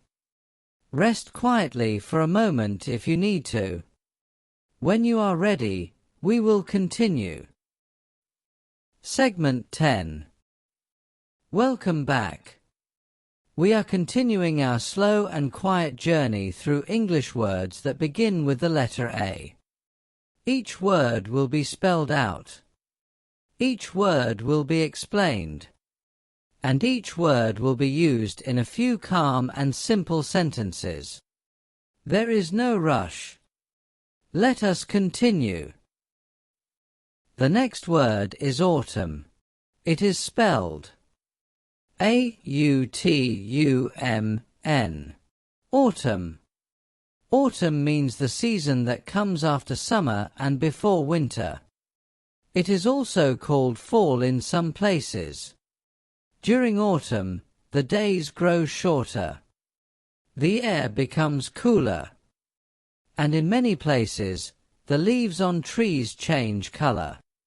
They turn from green to shades of yellow, orange, and red. For example, a person might take a quiet walk during autumn. The leaves crunch softly underfoot. The air smells of wood and earth. The light has a golden quality. A farmer harvests crops in autumn. The growing season is ending, and the work of gathering begins.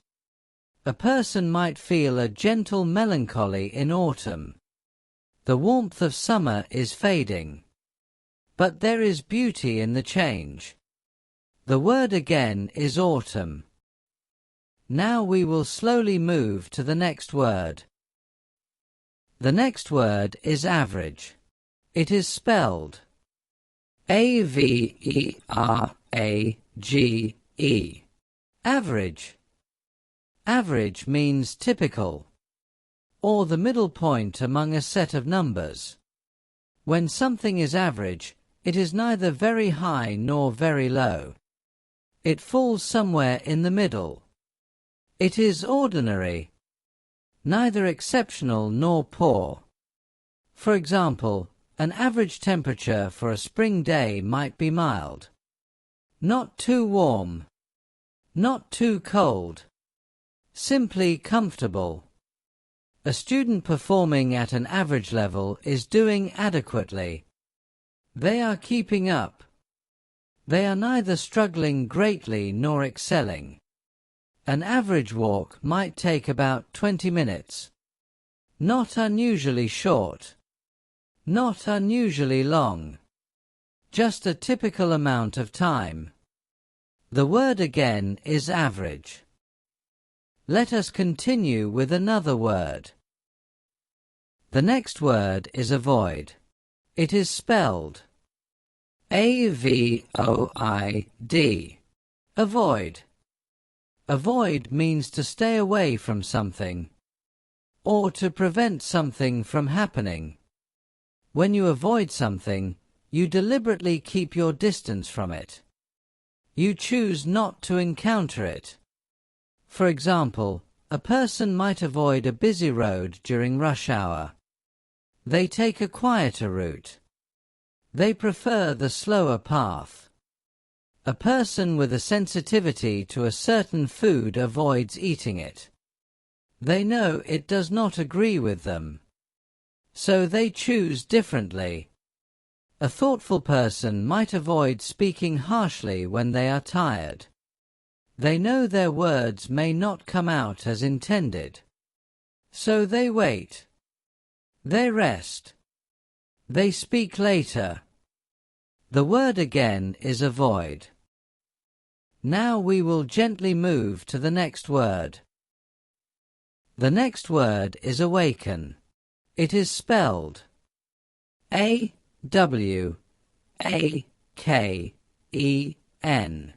Awaken. Awaken means to wake up, or to cause something to become active. When a person awakens, they move from sleep into wakefulness. Their eyes open. Their mind begins to stir. Awaken can also describe the beginning of awareness, a growing understanding of something. For example, a person might awaken slowly on a quiet morning. The light is soft. The room is still. They lie for a moment before rising. The sound of rain on a window might awaken a light sleeper. The gentle rhythm pulls them from their dreams. A long journey might awaken a love of the world in a young person. Seeing new places stirs something inside them, and a curiosity that was always there begins to grow. The word again is awaken. Now we will slowly move to the next word. The next word is awe. It is spelled A-W-E. Awe. Awe means a feeling of deep wonder, mixed with respect, sometimes with a little fear. When something fills you with awe, it is so large, so beautiful, or so powerful, that you feel very small in its presence, and yet grateful to witness it. For example, a person standing at the edge of a vast canyon might feel awe. The scale of it is almost beyond imagining. They look out, and they are silenced by it. A clear night sky filled with stars can inspire awe. The darkness is so deep, the stars so numerous, the distances so great. A piece of music performed with great skill might fill a listener with awe. They did not know sound could do that, and the discovery is quietly overwhelming. The word again is awe. Let us continue with another word. The next word is axis. It is spelled A-X-I-S. Axis. Axis means a real or imaginary line around which something rotates, or a central line that divides something. The Earth rotates on its axis. This rotation is what gives us day and night. For example, the Earth's axis is tilted slightly. This tilt is what causes the seasons to change throughout the year. A spinning top rotates around its central axis. As long as it spins, it balances on that line. A graph has two axes. One runs horizontally. One runs vertically. Together they help display information in an organized way. The word again is axis. Now we will slowly move to the next word. The next word is azure. It is spelled A-Z-U-R-E. Azure. Azure means a bright and clear shade of blue. The color of a cloudless sky on a sunny day. When something is azure, it is that particular kind of blue. Deep, clean, calm. For example, the sky on a clear summer morning might be described as azure. There are no clouds. The blue stretches from one horizon to the other. An azure sea sparkles in the sunlight. The water is clear and vivid, and looking at it brings a sense of peace. Azure is often used in poetry and in descriptions of nature. It is a word that carries with it the feeling of open space, of light, of calm. The word again is azure. Let us continue with one final word for this segment. The next word is affable. It is spelled A-F-F-A-B-L-E. Affable. Affable means friendly and easy to talk to. When a person is affable, they are pleasant. They are approachable. Being around them feels comfortable. There is nothing intimidating about them. They put others at ease simply by being themselves. For example, an affable shopkeeper greets each customer warmly. They smile. They chat a little. They make the visit feel pleasant. An affable neighbor is easy to approach. You do not hesitate to wave, or to stop and exchange a few words. An affable teacher makes their students feel welcome. Their manner is gentle and open. Students do not feel afraid to ask questions. The word again is affable. We have reached the end of segment 10. In this segment we explored 8 more quiet words. Autumn, average, avoid, awaken, awe, axis, azure, and affable. We are making our way steadily through the words that begin with the letter A. Rest for a moment if you need to. When you are ready, we will continue. Segment 11. Welcome back. We are continuing our slow and quiet journey through English words that begin with the letter A. Each word will be spelled out. Each word will be explained. And each word will be used in a few calm and simple sentences. There is no rush. Let us continue.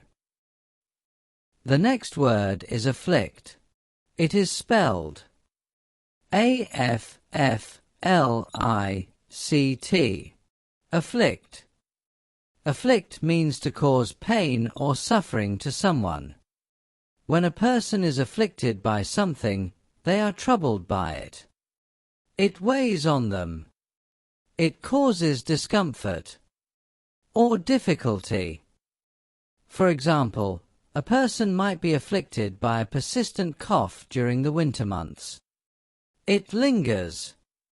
It does not go away quickly. A community might be afflicted by a long period of drought. The rain does not come. The land grows dry. And life becomes more difficult. A person might be afflicted by worry. The concern sits with them, day after day. It is not easily set aside. The word again is afflict. Now we will slowly move to the next word. The next word is affluent. It is spelled A-F-F-L-U-E-N-T. Affluent. Affluent means having a great deal of money or material wealth. When a person is affluent, they have more than enough. Their needs are comfortably met, and often much more besides. For example, an affluent neighborhood might have large and well-maintained homes. The streets are quiet. The gardens are tidy. There is a sense of ease and comfort. An affluent person might have the freedom to travel whenever they choose. Their resources allow for it. An affluent family might donate generously to causes they believe in. They have enough, and they share some of what they have. The word again is affluent. Let us continue with another word. The next word is agency. It is spelled A-G-E-N-C-Y. Agency. Agency means the ability to act independently, to make choices, or it can refer to a business that provides a particular service. When a person has agency, they are not simply acted upon by the world. They make decisions. They take action. They have a degree of control over their own life. For example, a person choosing how to spend their free time is exercising agency. They decide. They are not told. They choose for themselves. A travel agency helps people plan and book their journeys. They offer a service. They handle the details. A government agency is a department created to manage a specific area of public life. It operates with a clear purpose. The word again is agency. Now we will gently move to the next word. The next word is aggravate. It is spelled A-G-G-R-A-V-A-T-E.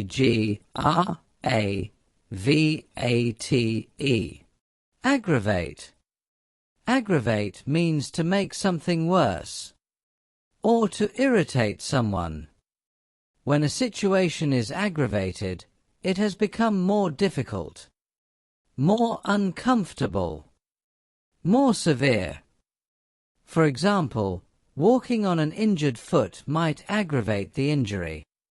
The pain increases. The healing is slowed. A loud and persistent noise might aggravate a person trying to concentrate. Their frustration grows. The task becomes harder. A disagreement might be aggravated by careless words. What began as a small tension grows larger. The word again is aggravate. Now we will slowly move to the next word.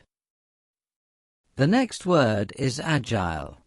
It is spelled A-G-I-L-E.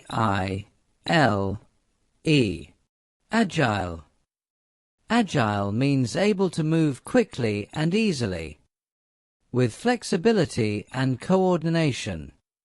When a person or animal is agile, they move with grace. They change direction without difficulty. They respond quickly to what is needed. For example, a cat is a naturally agile creature. It leaps. It lands. It adjusts its body with ease. A gymnast moves in an agile way. Every movement is controlled. Every shift is smooth. An agile mind can move between ideas quickly. It adapts. It finds new connections. It does not get stuck in one way of thinking. The word again is agile. Let us continue with another word. The next word is agony. It is spelled Agony. Agony. Agony means intense pain, either physical or emotional. When a person is in agony, they are suffering greatly. The pain is not mild. It is overwhelming. It is difficult to think of anything else. For example, a person with a serious injury might be in agony. Every movement brings sharp and intense pain. A person waiting for news about a loved one in danger might feel emotional agony. The not knowing is almost unbearable. The hours pass slowly. The worry is deep. Agony can also describe a long and difficult period of struggle. A drawn-out suffering that tests a person's endurance. The word again is agony. Now we will slowly move to the next word. The next word is alight. It is spelled Alight. Alight. Alight means to come down and settle on something, or to be lit up. Glowing. When a bird alights on a branch, it lands there softly. It settles. It rests. When something is alight, it is on fire, or glowing with light. For example, a small bird might alight on the edge of a fountain. It perches there for a moment. Still. Watchful. Then it is gone. A candle is alight when its flame is burning. The small light flickers gently. A person's face might be alight with happiness. A warmth and brightness visible in their expression. The word again is alight. Let us continue with another word. The next word is alleviate. It is spelled Alleviate. Alleviate. Alleviate means to make something less severe, to reduce pain or difficulty, to bring some relief. When something is alleviated, it has not disappeared entirely, but it has become more bearable, less heavy.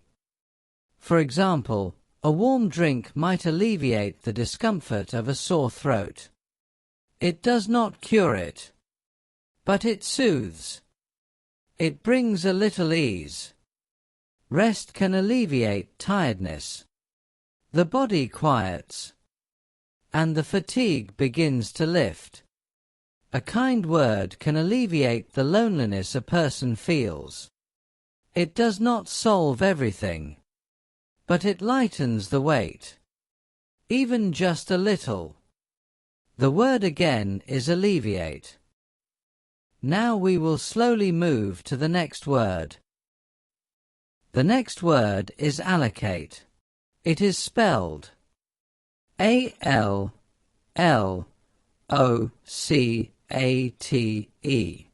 Allocate.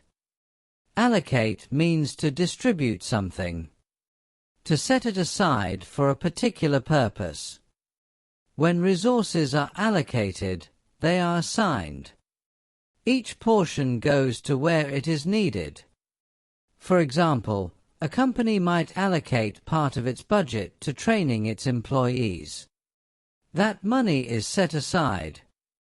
It is designated for that purpose. A person might allocate 2 hours each evening to quiet reading. That time is reserved. It belongs to that activity. A government might allocate funds to repair old roads. The money is directed toward that need. The word again is allocate. We have reached the end of segment 11. In this segment we explored 8 more quiet words. Afflict, affluent, agency, aggravate, agile, agony, alight, alleviate, and allocate. Rest gently if you need to. When you are ready, we will continue. Segment 12. Welcome back. We are continuing our slow and quiet journey through English words that begin with the letter A. Each word will be spelled out. Each word will be explained. And each word will be used in a few calm and simple sentences. There is no rush. Let us continue. The next word is allure. It is spelled A-L-L-U-R-E. Allure. Allure means a quality of being attractive or fascinating. When something has allure, it draws people toward it. There is something about it that is hard to resist. Something that pulls the attention. Something quietly compelling.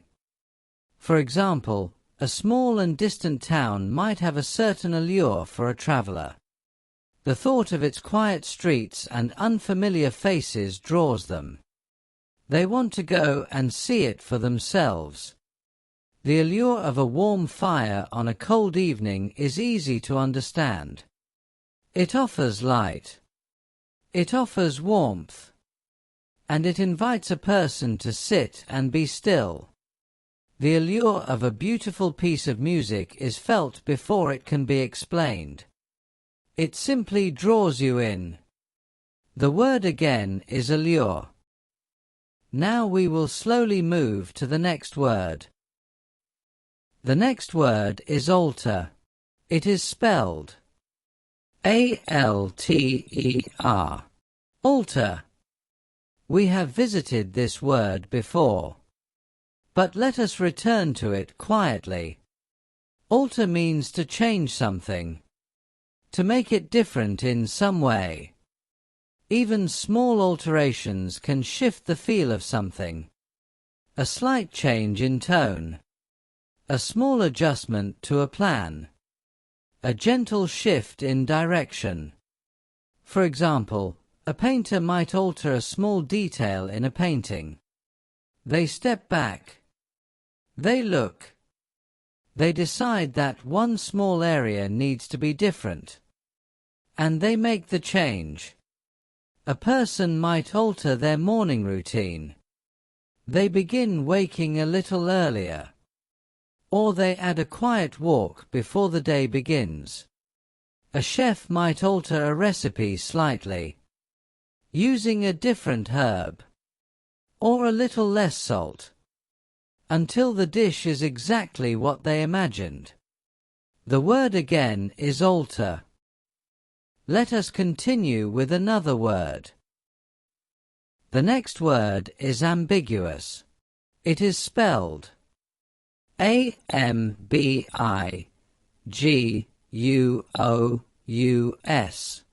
Ambiguous. Ambiguous means having more than one possible meaning, or being unclear. When something is ambiguous, it is not certain. It can be interpreted in different ways. Different people might understand it differently. For example, an ambiguous instruction might leave a person unsure of what to do. They read it once, then again, but it is still not entirely clear. An ambiguous expression on a person's face can be hard to read. You are not sure if they are pleased or concerned. The meaning is not plain. An ambiguous ending to a story leaves the reader to decide what happened. There is no single clear answer. The meaning remains open. The word again is ambiguous. Now we will gently move to the next word. The next word is ambition. It is spelled ambition. Ambition. Ambition means a strong desire to achieve something. A goal that a person works toward with determination. When a person has ambition, they are driven. They have something they want to accomplish. And they are willing to put in the effort. For example, a young musician might have the ambition of performing in a great concert hall one day. The dream is there. And it shapes how they practice. How they dedicate themselves. A person might have the ambition of writing a book. They carry the idea for years. And slowly they begin. A student might have the ambition of becoming a doctor. They study.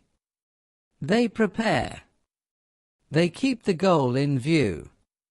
The word again is ambition. Now we will slowly move to the next word. The next word is amend. It is spelled A-M-E-N-D. Amend. Amend means to make changes to something in order to improve it, or to correct it. When a document is amended, parts of it are revised, made more accurate, or more suitable. For example, a law might be amended when it is found to be unfair.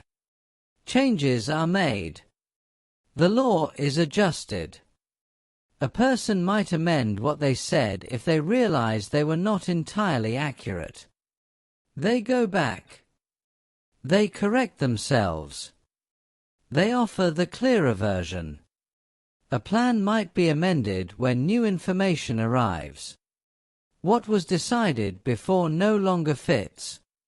So adjustments are made. The word again is amend. Let us continue with another word. The next word is anguish. It is spelled A-N-G-U-I-S-H. Anguish. Anguish means severe emotional pain, a deep and heavy suffering. When a person feels anguish, the pain is not mild. It is felt through the whole of them. It is difficult to carry. For example, a person might feel anguish after the loss of someone they loved deeply. The grief is sharp, and the absence is enormous. A person waiting for important news might feel anguish during the long hours of uncertainty. Every moment feels stretched. The weight of not knowing presses down. Anguish can come from regret, from wishing something had gone differently, from carrying the weight of what cannot be undone. The word again is anguish. Now we will slowly move to the next word. The next word is animate. It is spelled A-N-I-M-A-T-E. Animate. Animate means to bring something to life, or to give it movement and energy. When an artist animates a drawing, they make it move. They give it the illusion of life. Animate can also describe something that is alive, living, moving. For example, an animator spends long hours making drawn figures move across a screen. Each small movement is carefully crafted, frame by frame. The figures come to life. Music can animate a quiet room. It fills the space. It adds energy. It makes the air feel different. A kind word can animate a person who has been feeling low. It brings a little light, a little movement back into them. The word again is animate. Let us continue with another word. The next word is annex. It is spelled A-N-N-E-X. Annex. Annex means to add a territory or space to something larger, or it can refer to an extension of a building. An additional section. When a country annexes a territory, it takes control of it. It adds it to its own land. When a building has an annex, it has an extra section attached to it. For example, a school might build an annex to create more classroom space. The new section is connected to the main building. It expands what was already there. A library might have a quiet annex for private study. A separate room. A little removed from the main space. Still and peaceful. The word again is annex. Now we will slowly move to the next word. The next word is anticipation. It is spelled A-N-T-I-C-I-P-A-T-I-O-N. Anticipation. Anticipation means the feeling of looking forward to something. Waiting for something you expect to happen. When you feel anticipation, you are aware that something is coming, and the thought of it creates a quiet excitement, or sometimes a quiet anxiety. For example, a child might feel anticipation on the evening before a long-awaited trip. They cannot sleep easily. Their mind is already at the destination. A person might feel anticipation before reuniting with an old friend. The meeting has not yet happened, but the thought of it warms them. A reader might feel anticipation near the end of a good book.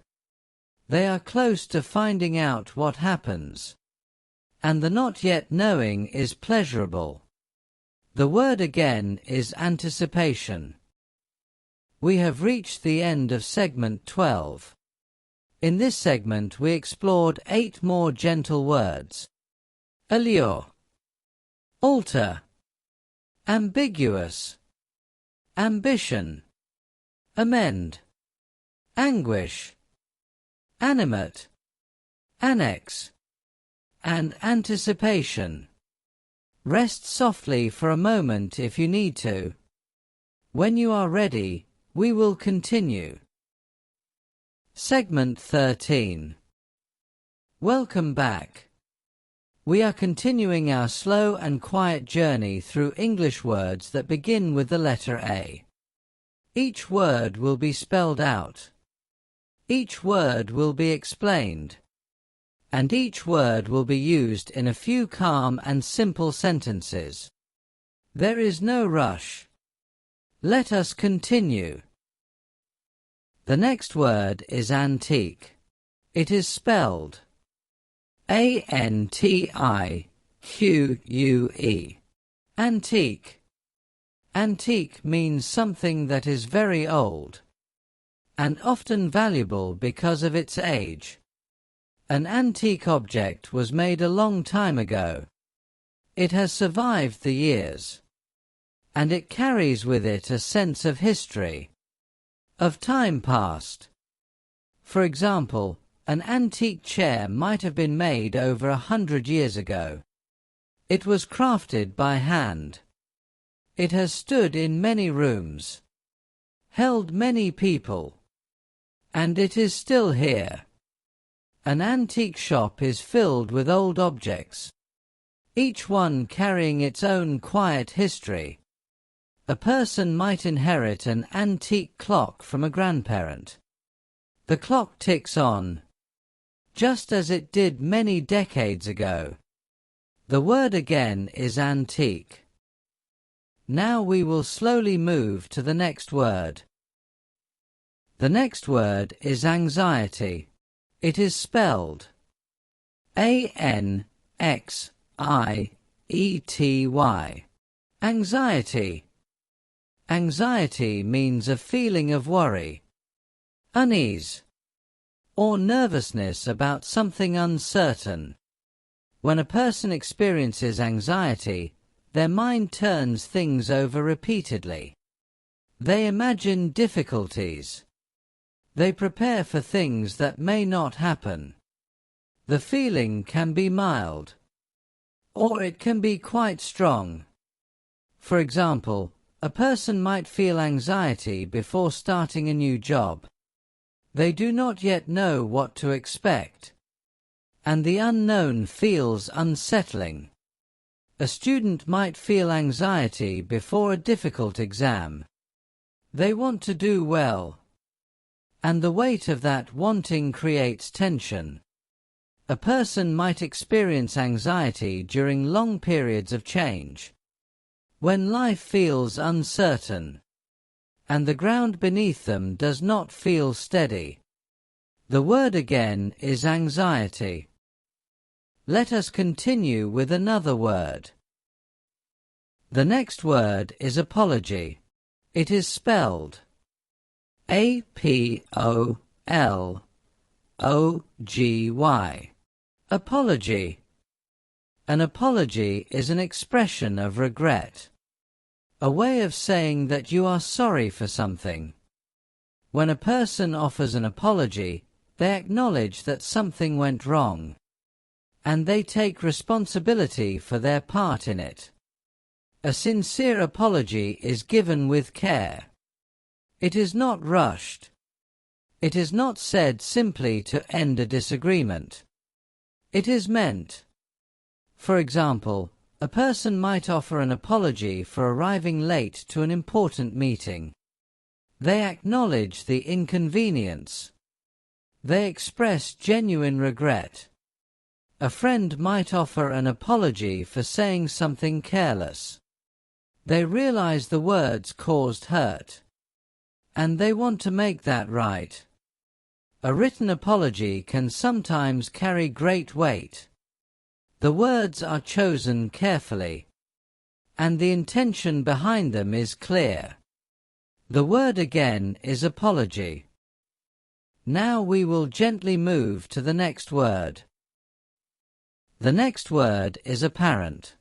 It is spelled A-P-P-A-R-E-N-T. Apparent. We have visited this word before, but let us return to it gently. Apparent means clearly visible, or easy to understand. When something is apparent, it does not need to be explained at length. It presents itself plainly. It is there to be seen. For example, the tiredness in a person's face can be apparent after a long journey. Their eyes are heavy. Their movements are slow. Anyone can see it. The beauty of a quiet morning is apparent to anyone who steps outside. The light, the stillness, the cool air. It is all there, plain and present. The care a person puts into their work is often apparent in the result. You can see the effort. You can feel the attention. The word again is apparent. Now we will slowly move to the next word. The next word is appetite. It is spelled A-P-P-E-T-I-T-E. Appetite. Appetite means a natural desire for food, or more broadly, a strong desire for something. When a person has a good appetite, they feel hungry. They are ready to eat. Appetite can also describe a desire for knowledge, or experience, or adventure. For example, a person who has spent a long day working outdoors might come home with a strong appetite. They are genuinely hungry. The meal is welcome. A child with an appetite for learning asks question after question. They want to know more. Their curiosity is generous. A traveler might have an appetite for new experiences. Every new place feeds that desire and leaves them wanting more. The word again is appetite. Let us continue with another word. The next word is applaud. It is spelled A-P-P-L-A-U-D. Applaud. Applaud means to clap the hands together as a way of showing appreciation or approval. When an audience applauds, they express their enjoyment, their gratitude, their recognition of what has been offered. Applaud can also mean to express approval in a more general sense, to praise something or someone. For example, an audience applauds at the end of a concert. The sound of clapping fills the hall. It is a collective expression of thanks. A community might applaud the efforts of a person who worked quietly for years on behalf of others. The recognition is deserved, and it is given warmly. A person might applaud a decision that took courage, even if they were not there to witness it. The word again is applaud. Now we will slowly move to the next word. The next word is apt. It is spelled A-P-T. Apt. Apt means suitable or appropriate for a particular situation. When a word or phrase is apt, it fits perfectly. It says exactly what needs to be said. Apt can also mean having a tendency to do something, or being quick to learn. For example, a quiet description might be an apt way to begin a calm story. It sets the right tone. It fits the mood. A person who is apt to worry might find that a regular routine helps them feel more settled.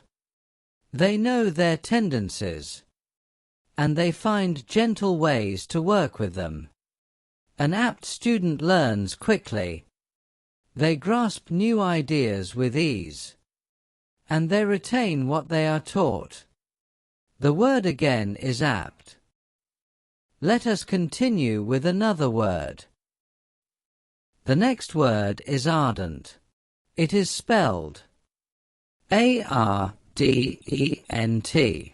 Ardent. Ardent means having a strong and passionate feeling about something. When a person is ardent about something, they feel deeply and sincerely. Their feeling is not casual. It is committed, warm, deeply held. For example, an ardent reader spends many hours with books. Reading is not simply a pastime for them. It is something they genuinely love. An ardent supporter of a cause gives their time and energy to it willingly. They believe in it, and that belief shows in everything they do. An ardent admirer of nature takes time to observe the small details of the world around them. The shape of a leaf, the sound of water, the stillness of an early morning. The word again is ardent. Now we will slowly move to the next word. The next word is arduous.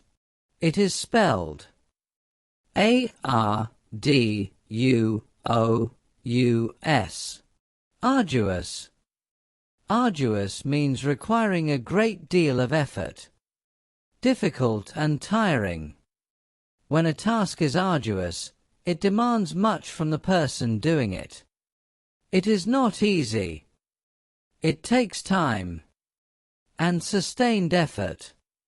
For example, climbing a steep and rocky mountain is an arduous task.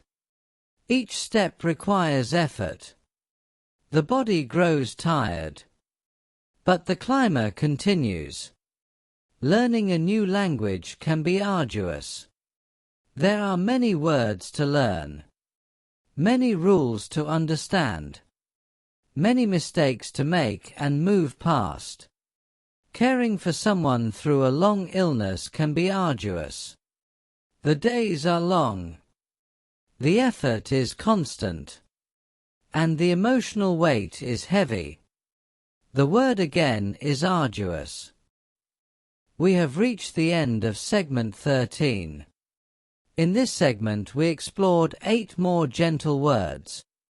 Antique, anxiety, apology, apparent, appetite, applaud, apt, ardent, and arduous.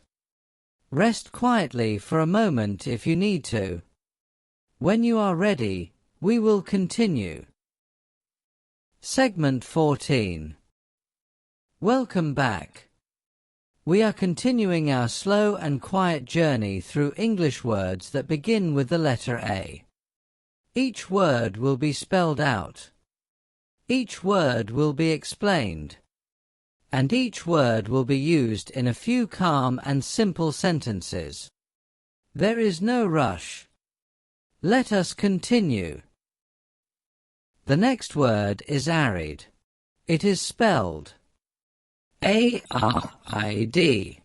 Arid. Arid means very dry, having little or no rain. When a place is arid, the land is parched. The soil is dry, and water is scarce. Arid landscapes have a particular kind of stillness, a quiet vastness. For example, a desert is an arid environment. Rain rarely falls. The sun is intense, and the land stretches out in long flat distances. An arid summer can be difficult for farmers. The crops need water, and the rain does not come. An arid climate requires plants and animals that can survive with very little moisture. They have adapted. They have found ways to endure. The word again is arid. Now we will slowly move to the next word. The next word is arrogant. It is spelled A-R-R-O-G-A-N-T. Arrogant. Arrogant means having an exaggerated sense of one's own importance. When a person is arrogant, they believe themselves to be superior to others. They do not listen easily. They do not consider other viewpoints with care. They are convinced that their own way is the best way. For example, an arrogant student might dismiss the advice of their teacher. They believe they already know enough. They are not open to being guided. An arrogant leader might make decisions without consulting others. They do not feel they need other opinions. An arrogant person might speak over others in conversation. They assume their words are more important, more worthy of being heard. The word again is arrogant.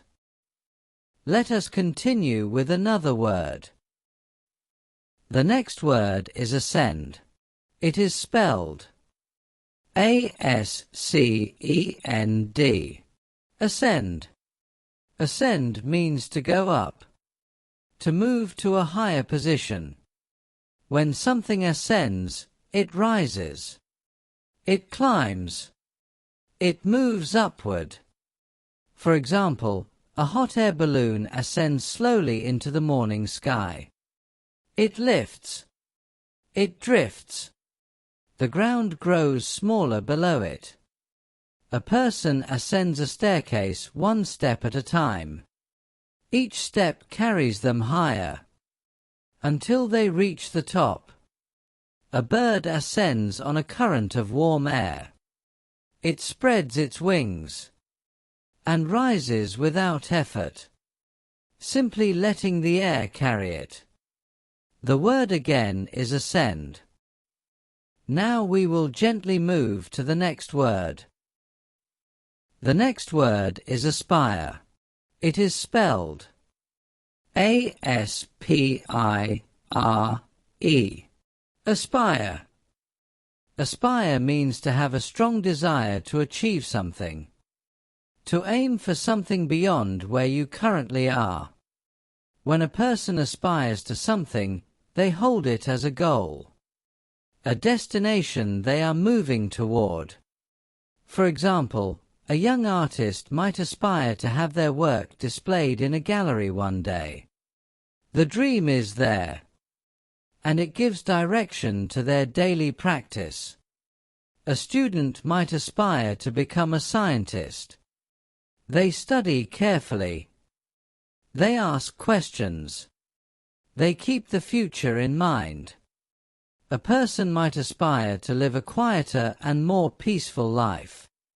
They take small steps toward it, each day moving a little closer. The word again is aspire. Now we will slowly move to the next word. The next word is assemble. It is spelled A-S-S-E-M-B-L-E.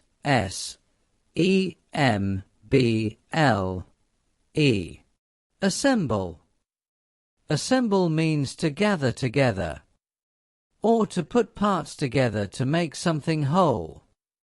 When people assemble, they come to one place. They gather. When parts are assembled, they are fitted together, piece by piece, until the whole thing is complete. For example, a group of people might assemble in a town square for a quiet ceremony. They come from different streets, different homes, and they gather in one place. A person might assemble a piece of furniture from a flat pack.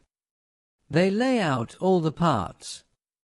They follow the instructions, and slowly the pieces become a table, or a shelf, or a chair.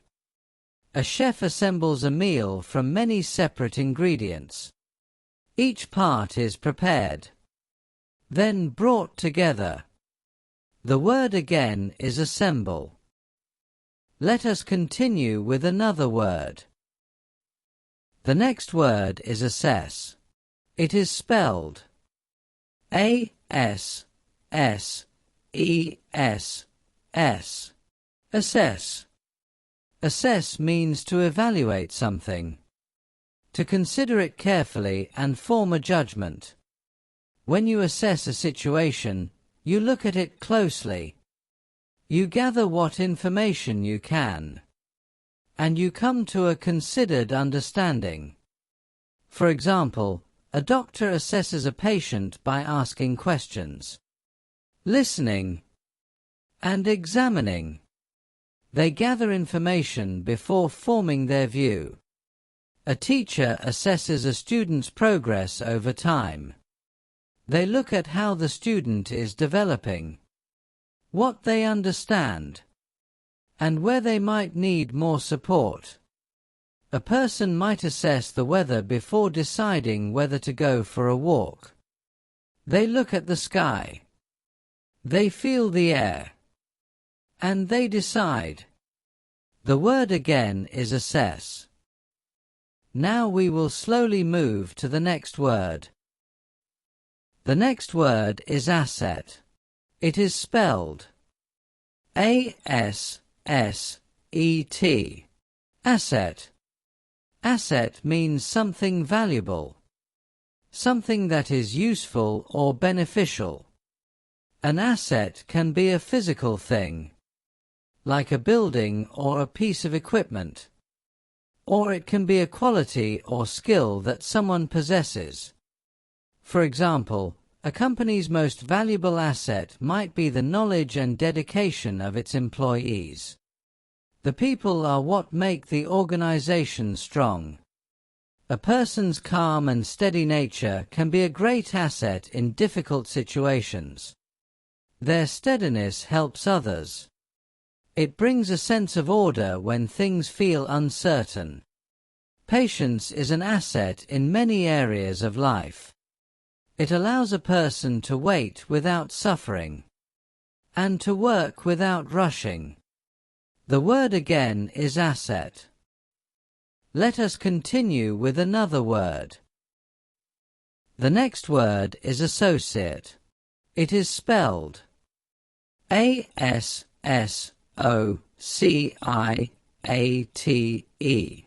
Associate. Associate means to connect one thing with another, or to spend time with a particular group of people. When you associate two things, you link them in your mind. One brings the other to mind. For example, many people associate the smell of fresh bread with warmth and comfort. The scent carries a feeling, a memory. A person might associate a particular piece of music with a significant moment in their life. Every time they hear it, they are taken back. An associate is also a person you work or spend time with. A colleague. A professional connection. The word again is associate. Now we will slowly move to the next word. The next word is astonishment. It is spelled A-S-T-O-N-I-S-H-M-E-N-T. Astonishment. Astonishment means great surprise. A feeling of wonder at something unexpected. When a person feels astonishment, they are briefly overwhelmed.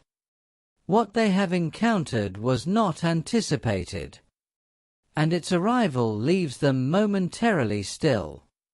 For example, a person might feel astonishment upon seeing a vast and unfamiliar landscape for the first time. The scale of it, the beauty of it, is more than they expected. A child might feel astonishment watching a butterfly emerge from a cocoon. The transformation is remarkable. It seems almost impossible. A person might feel astonishment upon receiving an act of unexpected generosity. They did not see it coming, and it touches them deeply. The word again is astonishment. We have reached the end of segment 14. In this segment we explored 8 more quiet words. Arid, arrogant, ascend, aspire, assemble, assess, asset, associate, and astonishment. Rest gently if you need to. When you are ready, we will continue. Segment 15. Welcome back. We are continuing our slow and quiet journey through English words that begin with the letter A. Each word will be spelled out. Each word will be explained. And each word will be used in a few calm and simple sentences. There is no rush. Let us continue. The next word is astute. It is spelled A-S-T-U-T-E. Astute. Astute means having a clever and quick understanding of situations.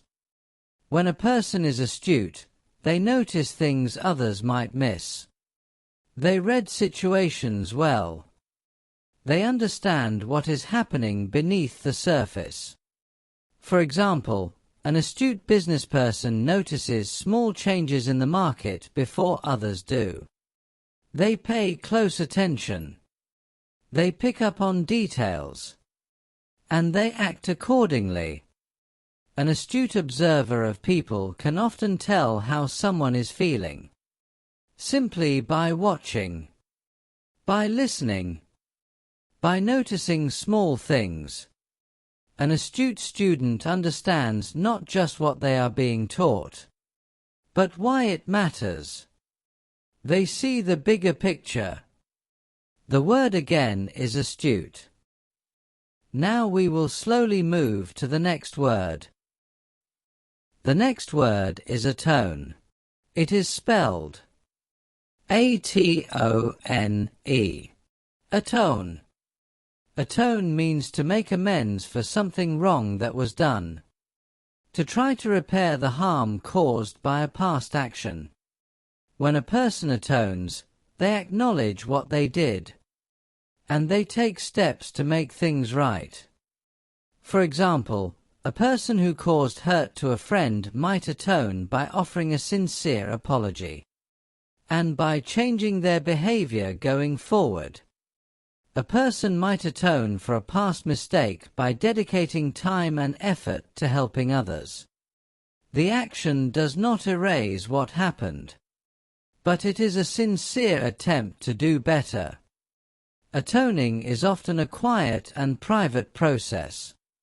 It happens slowly, with honesty, and with genuine intention.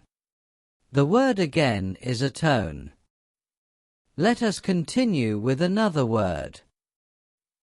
The next word is atrocious. It is spelled A-T-R-O-C-I-O-U-S. Atrocious. Atrocious means extremely bad, or shockingly cruel.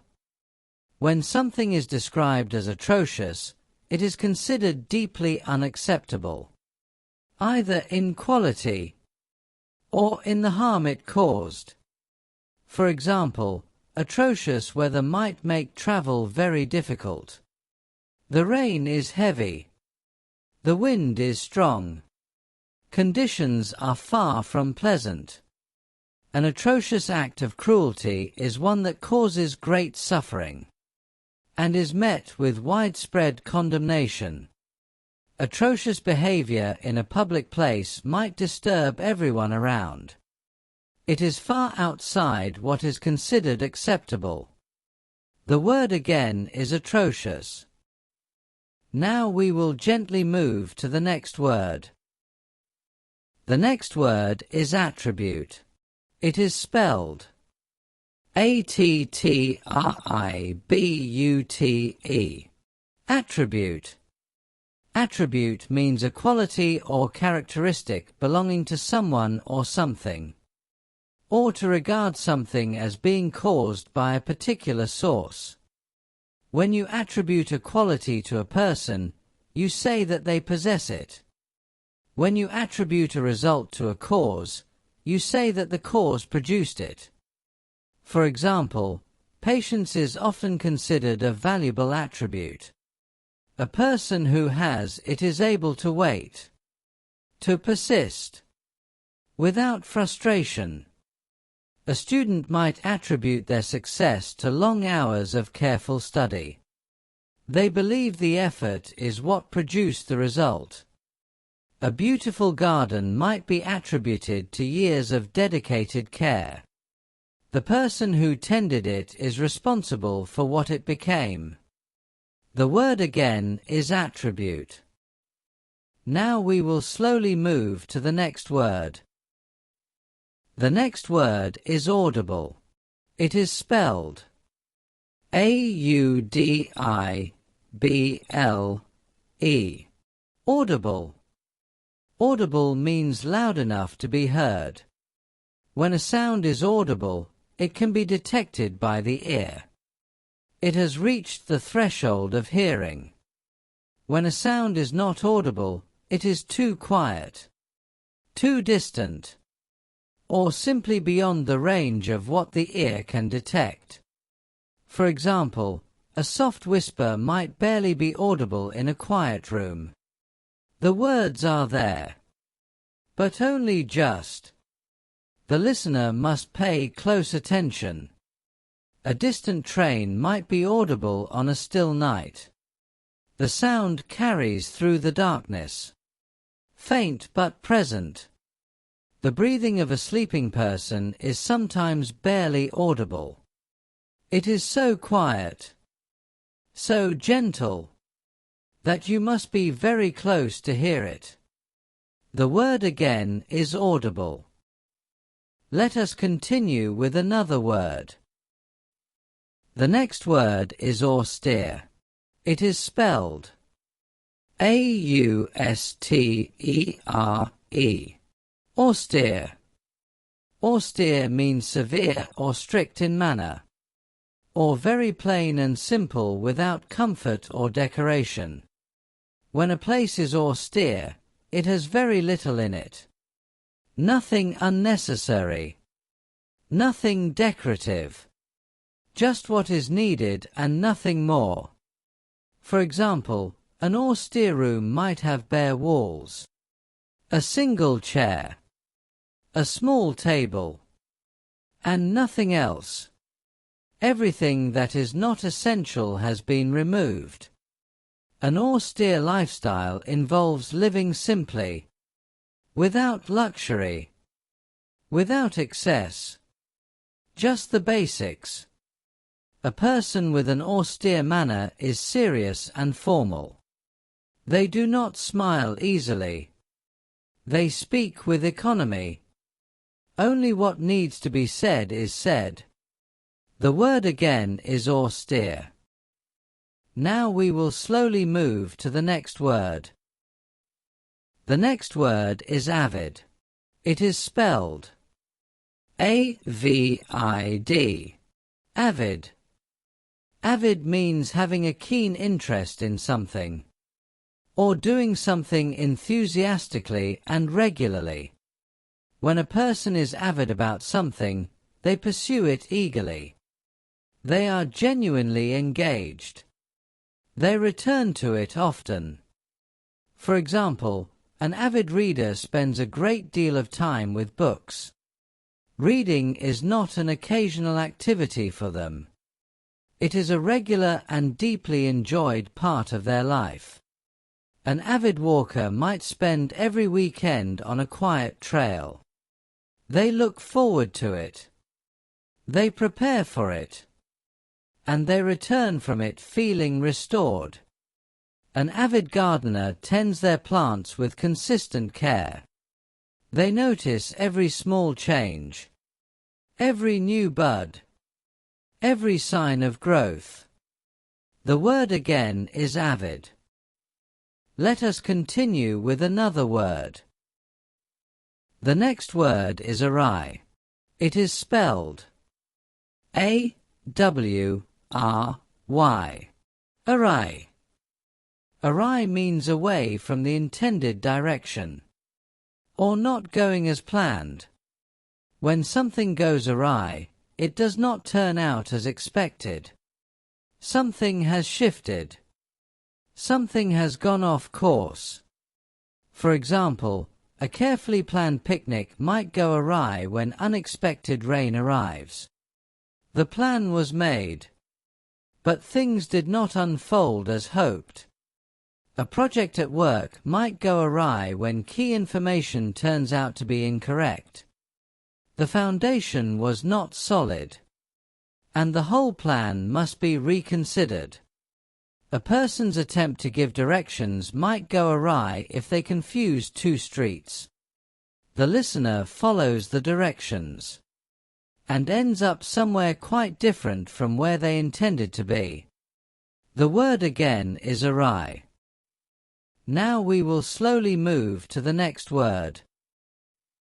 The next word is axiom. It is spelled A-X-I-O-M.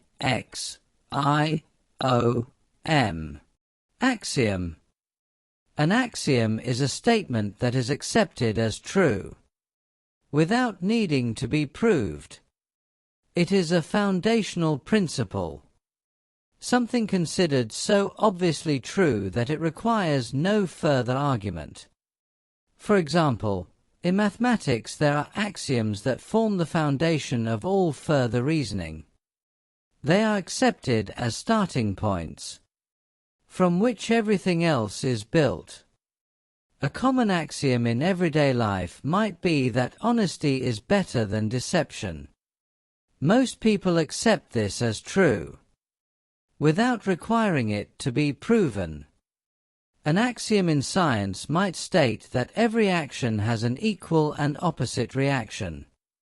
It is taken as a reliable and established truth, upon which further understanding is based. The word again is axiom. We have reached the end of segment 15. In this segment we explored 8 more quiet words: astute, atone, atrocious, attribute, audible, austere, avid, array, and axiom. Rest gently if you need to. When you are ready, we will continue. Segment 16. Welcome back. We are continuing our slow and quiet journey through English words that begin with the letter A. Each word will be spelled out. Each word will be explained. And each word will be used in a few calm and simple sentences. There is no rush. Let us continue. The next word is abide. It is spelled A-B-I-D-E. Abide. Abide means to accept or tolerate something, or to remain somewhere for a period of time. When you abide by a rule, you follow it. You accept it and act accordingly. When you abide in a place, you stay there. You remain. For example, a person might abide by the rules of a quiet library. They speak softly. They move carefully. They respect the space. A traveler might abide in a small village for several weeks. They settle there for a time. They become familiar with its rhythms. A person might find it difficult to abide a great deal of noise. They tolerate it, but it does not sit easily with them. The word again is abide. Now we will slowly move to the next word. The next word is abolish. It is spelled A-B-O-L-I-S-H. Abolish. Abolish means to formally put an end to something. To do away with it completely. When a law or practice is abolished, it no longer exists. It has been removed. Ended. For example, many countries have abolished the practice of imprisonment for minor debts. The law was changed, and the practice came to an end. A school might abolish a rule that is no longer considered fair or useful. The rule is reviewed, and then removed. A society might work to abolish a harmful tradition. Through discussion, through effort, and through time, the tradition gradually ceases to exist. The word again is abolish. Let us continue with another word. The next word is abrupt. It is spelled A-B-R-U-P-T. Abrupt. Abrupt means sudden and unexpected, or brief and rather rude in manner. When something ends abruptly, it stops without warning. There is no gradual conclusion. It simply ends. When a person is abrupt, their manner is short. They do not take time with pleasantries. They get to the point quickly, sometimes without warmth. For example, a conversation might come to an abrupt end when one person suddenly has to leave. There is no gentle farewell. The exchange simply stops. An abrupt change in weather can catch a person off guard. One moment the sky is clear. The next the clouds have gathered. A person might give an abrupt reply when they are tired. Their words are brief and carry little warmth. The word again is abrupt. Now we will gently move to the next word. The next word is absorbing. It is spelled A-B-S-O-R-B-I-N-G. Absorbing. Absorbing means extremely interesting, holding the full attention of a person. When something is absorbing, you become completely caught up in it. Time passes without you noticing. The world around you fades, and the thing in front of you is all there is. For example, an absorbing book pulls a reader fully into its world. They forget the room around them. They forget the hour. They simply read. An absorbing conversation between two people can last for hours. Neither person is watching the time. They are too engaged, too interested. An absorbing puzzle keeps a person quietly occupied for a long afternoon. They work at it steadily, completely focused. The word again is absorbing. Now we will slowly move to the next word. The next word is abstain. It is spelled A-B-S-T-A-I-N. Abstain. Abstain means to deliberately choose not to do something, to hold yourself back from it. When a person abstains from something, they make a conscious decision not to participate, not to consume, not to engage. For example, a person might abstain from eating a certain food for health reasons. They choose not to have it, even if it is available. A person might abstain from voting in an election if they do not feel they have enough information.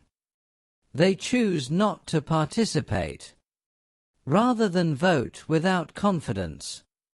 A person might abstain from a difficult conversation until they feel calm enough to engage with care. They wait. They prepare. They choose the right moment. The word again is abstain. Let us continue with another word. The next word is absurd. It is spelled A-B-S-U-R-D. Absurd. Absurd means wildly unreasonable, or so illogical as to be almost ridiculous. When something is absurd, it does not make sense. It goes against reason, or it is so far from normal that it seems almost impossible. For example, it would be absurd to wear a thick winter coat on a hot summer day. The choice does not match the conditions. It is unreasonable. An absurd rule is one that has no logical foundation. People follow it without understanding why it exists, or they question it, because it simply does not make sense. A situation can become absurd when a small misunderstanding grows into something enormous. What began simply has become unnecessarily complicated. The word again is absurd. Now we will slowly move to the next word. The next word is accelerate. It is spelled A-C-C-E-L-E-R-A-T-E. Accelerate. Accelerate means to increase in speed, or to cause something to happen more quickly. When a vehicle accelerates, it moves faster. When a process accelerates, it moves toward its conclusion more rapidly. For example, a car accelerates as it enters a wide and open road. The engine works harder. The speed increases. A student might accelerate their progress by studying more consistently. The extra effort produces quicker results. Change in the world sometimes accelerates during certain periods. What once took many years begins to happen in a much shorter time. The pace of events quickens. The word again is accelerate. Let us continue with another word.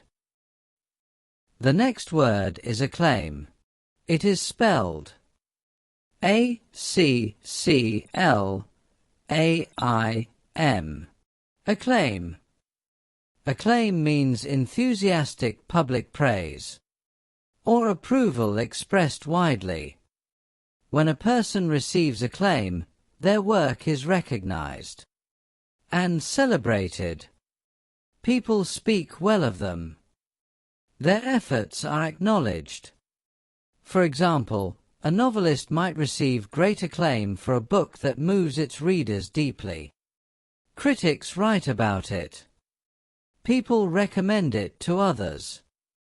The work is celebrated. A musician might receive acclaim after a performance that leaves an audience deeply moved.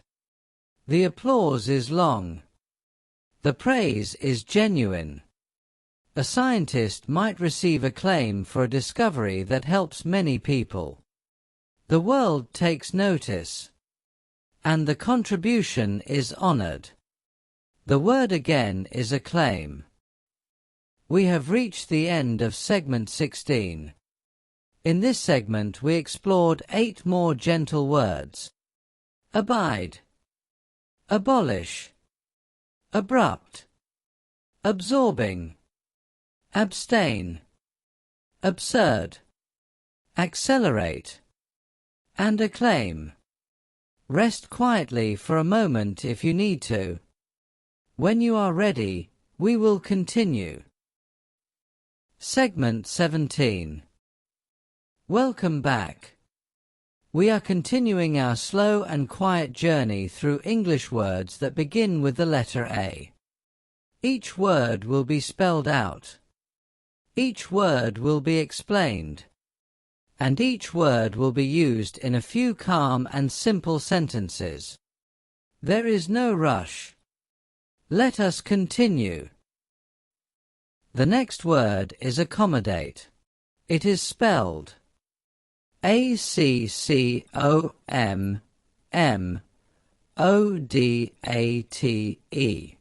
Accommodate. Accommodate means to provide space or room for something, or to adjust in order to fit the needs of another. When you accommodate someone, you make room for them. You consider what they need, and you adjust accordingly. For example, a small hotel might accommodate 12 guests. There is room for 12 people. No more. A person might accommodate a friend who needs a place to stay for a few nights. They make space. They offer what they have.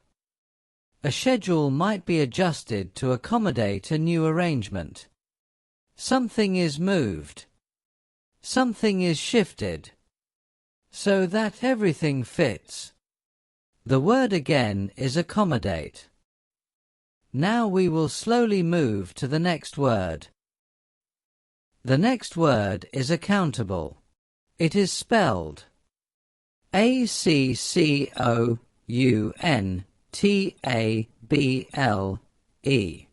Accountable. Accountable means responsible for your actions and expected to explain or justify them. When a person is accountable, they do not avoid responsibility. They stand behind what they have done. They acknowledge it, and they accept the consequences. For example, a leader who makes a poor decision should be accountable for it. They should not pass the blame to others. They should acknowledge what happened and work to make it right. A student is accountable for completing their assignments. The work is their responsibility. No one else can do it for them. A person who makes a promise is accountable for keeping it. Their word carries weight, and they are expected to honor it. The word again is accountable. Let us continue with another word. The next word is accumulate. It is spelled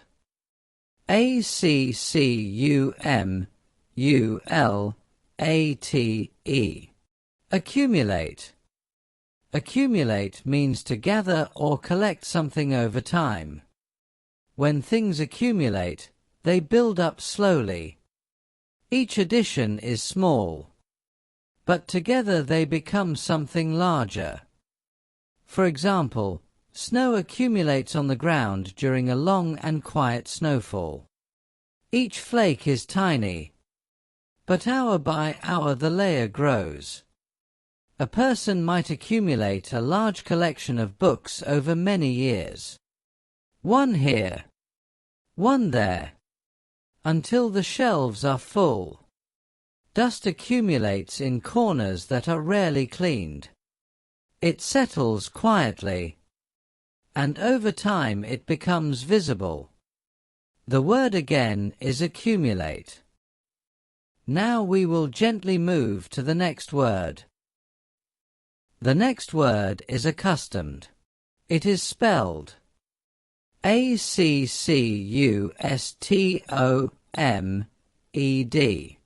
accustomed. Accustomed. Accustomed means familiar with something through regular experience. When you are accustomed to something, it has become normal to you. It no longer feels strange or uncomfortable. You have grown used to it. For example, a person who lives near the sea becomes accustomed to the sound of waves. At first they noticed it constantly, but over time it became simply part of the background, part of home. A person accustomed to waking early finds the early morning hours natural. They do not struggle. They simply rise. A traveler who has spent many years moving between countries becomes accustomed to change. New places no longer feel as daunting. They have learned to settle quickly. The word again is accustomed. Now we will slowly move to the next word. The next word is acutely. It is spelled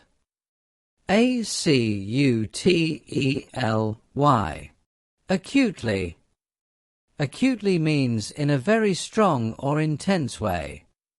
When something is acutely felt, it is felt sharply, deeply, with great intensity. Acutely is a word about how strongly something is experienced. For example, a person might be acutely aware of the silence in a room after a long conversation ends.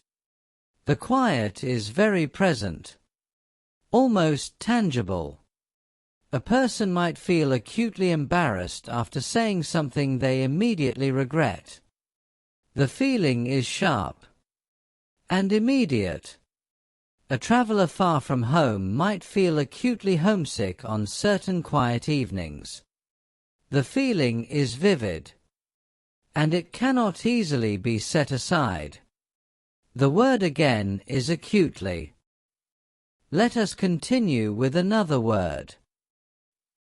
The next word is adamant. It is spelled adamant. Adamant. Adamant means refusing to change one's mind, being very firm and determined about something. When a person is adamant, they hold their position strongly. They are not easily moved. They have decided, and they will not be persuaded otherwise. For example, a person might be adamant that they do not want help with a task. They are sure they can manage alone, and no amount of offering will change their mind. A child might be adamant that they are not tired, despite every sign suggesting otherwise. A person might be adamant about telling the truth, even when the truth is uncomfortable. They will not bend. They will not soften it beyond what is honest. The word again is adamant. Now we will slowly move to the next word. The next word is adept. It is spelled A-D-E-P-T. Adept. Adept means very skilled or proficient at something. When a person is adept at a task, they do it with ease, with confidence, with a quiet mastery that comes from practice and experience. For example, an adept carpenter works with precision. Their hands know what to do. The wood responds to their skill. An adept negotiator finds solutions that satisfy everyone involved. They listen carefully. They understand what each person needs, and they find the middle ground. An adept swimmer moves through the water smoothly. Their strokes are efficient. Their breathing is steady. They are completely at ease. The word again is adept. Let us continue with another word. The next word is adjacent. It is spelled A-D-J-A-C-E-N-T. Adjacent. Adjacent means next to something, or very close to it. When two things are adjacent, they are side by side. Neighboring. Touching or nearly touching. For example, two adjacent houses share a wall. They sit right beside one another. Their gardens border each other. A person might sit in a chair adjacent to a window, right beside it, close enough to feel the light and the air. Two adjacent towns might share a road. The boundary between them is subtle. You pass from one into the other almost without noticing. The word again is adjacent. We have reached the end of segment 17. In this segment we explored 8 more quiet words. Accommodate, accountable, accumulate, accustomed, acutely, adamant, adept, and adjacent. Rest gently if you need to. When you are ready, we will continue. Segment 18. Welcome back. We are continuing our slow and quiet journey through English words that begin with the letter A. Each word will be spelled out. Each word will be explained. And each word will be used in a few calm and simple sentences. There is no rush. Let us continue. The next word is administer. It is spelled A-D-M-I-N-I-S-T-E-R. Administer. Administer means to manage or oversee something, or to give or apply something formally. When a person administers an organization, they are responsible for running it. They oversee its daily operations. They ensure things function as they should. For example, a principal administers a school. They manage the staff. They make decisions about how the school is run. They ensure the environment is suitable for learning. A nurse might administer medication to a patient. They give it carefully, in the correct amount, at the correct time. A government administers the affairs of a country. It oversees public services. It makes and carries out decisions on behalf of its people. The word again is administer. Now we will slowly move to the next word. The next word is adolescent. It is spelled ADOLESCENT. Adolescent. Adolescent means relating to the period of life between childhood and adulthood. An adolescent is a young person going through this stage. It is a time of change, of growth, of becoming. The adolescent years are often full of new experiences, new questions, and a gradual discovering of who one is. For example, an adolescent might begin to develop strong interests during these years. A love of music, or science, or writing. Something that will stay with them for the rest of their life. An adolescent navigates the world with more independence than a child, but still with much to learn, much to experience. The adolescent years pass, and in their place comes adulthood. The word again is adolescent. Let us continue with another word. The next word is adore. It is spelled ADORE. Adore. Adore means to love someone or something deeply, with great warmth and devotion. When you adore something, your feeling for it goes beyond simple liking. It is a stronger word, a warmer word. It carries deep affection. For example, a person might adore a place they visited as a child. They remember it with great fondness. The memory of it is held with tenderness. A grandparent might adore their grandchildren. Simply watching them brings joy. Being near them feels like a gift. A person might adore a particular piece of music. Every time they hear it, something warm and quiet stirs inside them. The word again is adore. Now we will gently move to the next word. The next word is adrift. It is spelled ADRIFT. Adrift. Adrift means floating without direction, or feeling lost and without purpose. When a boat is adrift, it has no anchor. No one is steering it. It moves with the current, carried wherever the water takes it. When a person feels adrift, they feel unsettled, without clear direction, without a sense of where they are going. For example, a small boat cut loose from its mooring drifts quietly across a still lake. There is no one guiding it. It moves slowly, without destination. A person who has recently lost their job might feel adrift for a time. Their usual structure is gone, and they must find new footing. A young person finishing school might feel adrift before they find their path.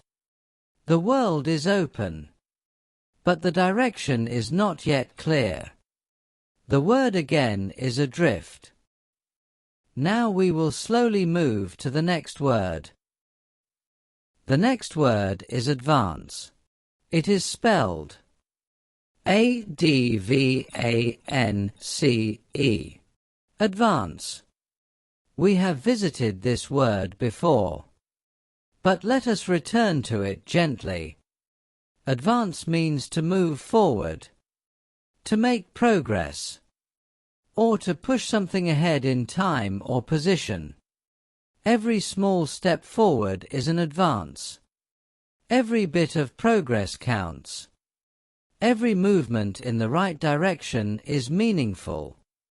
For example, a researcher makes an advance when they discover something new.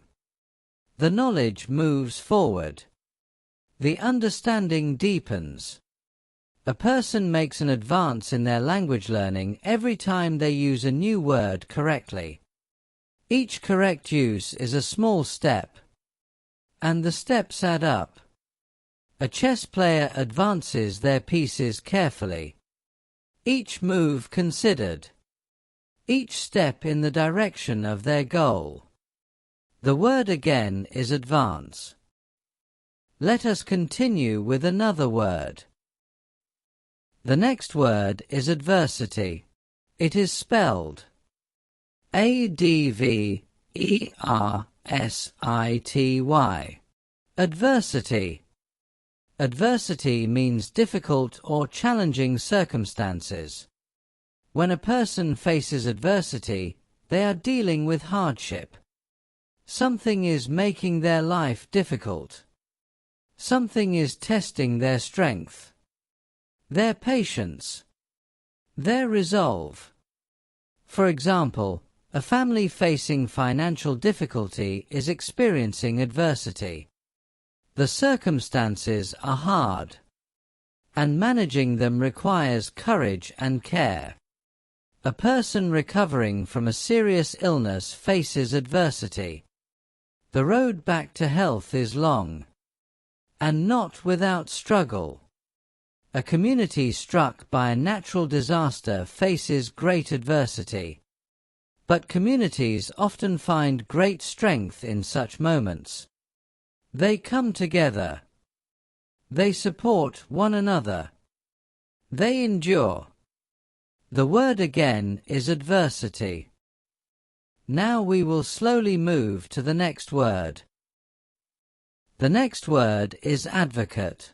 It is spelled advocate.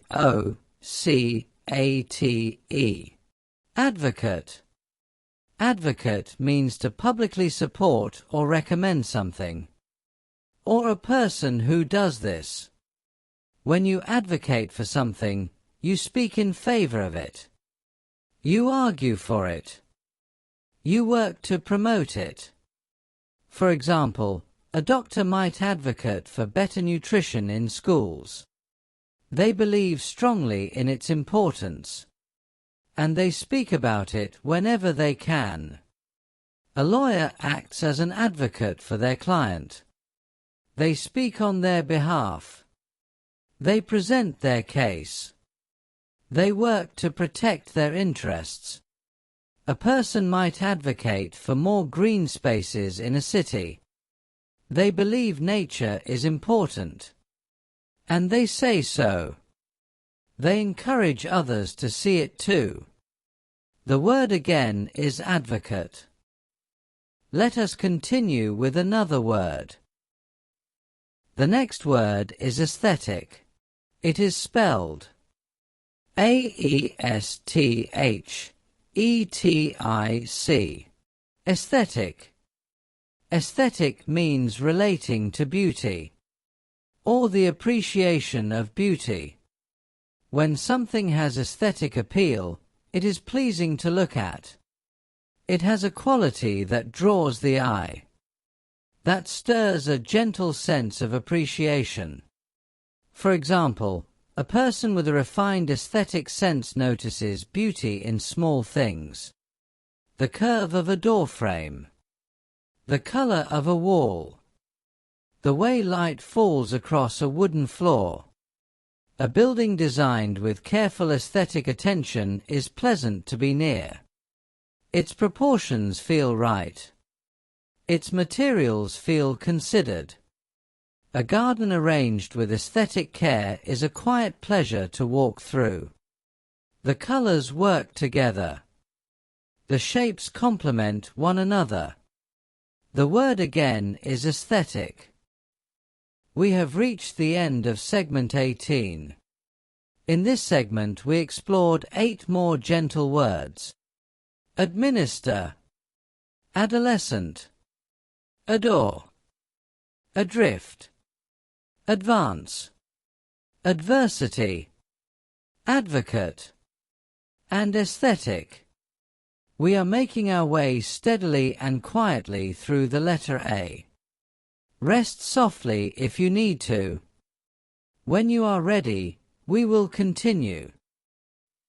Segment 19. Welcome back. We are continuing our slow and quiet journey through English words that begin with the letter A. Each word will be spelled out. Each word will be explained. And each word will be used in a few calm and simple sentences. There is no rush.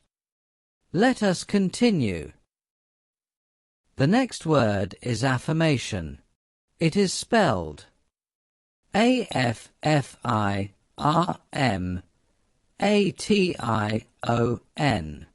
Affirmation. Affirmation means a statement that declares something to be true, or the act of confirming or supporting something. When a person offers an affirmation, they are stating clearly that something is so. They are expressing agreement, or encouragement, or a confident belief.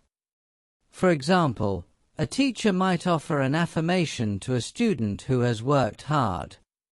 They tell them clearly that their effort has been noticed, that their progress is real. A person might repeat quiet affirmations to themselves in the morning. Simple statements that remind them of what they believe to be true about themselves.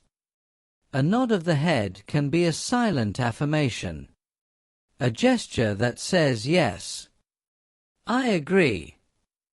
I am with you. The word again is affirmation. Now we will slowly move to the next word. The next word is affluence. It is spelled A-F-F-L-U-E-N-C-E.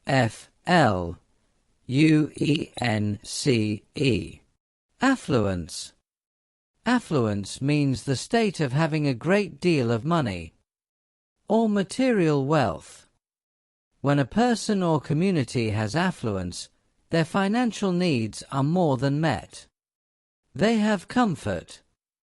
They have security.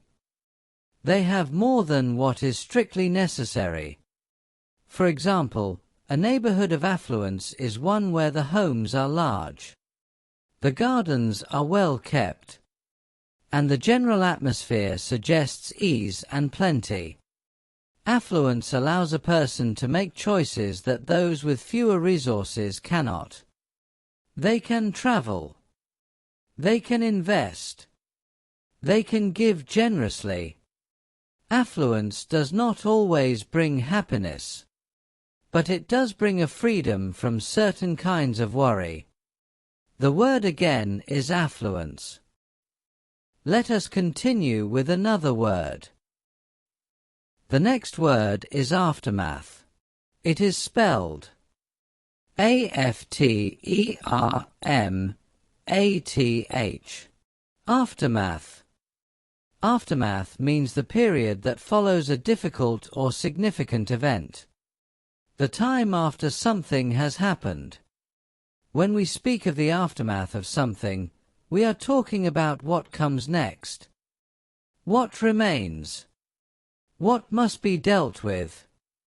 For example, the aftermath of a storm might involve fallen branches, wet streets, and a sky that is slowly clearing. The event has passed, but its effects are still present.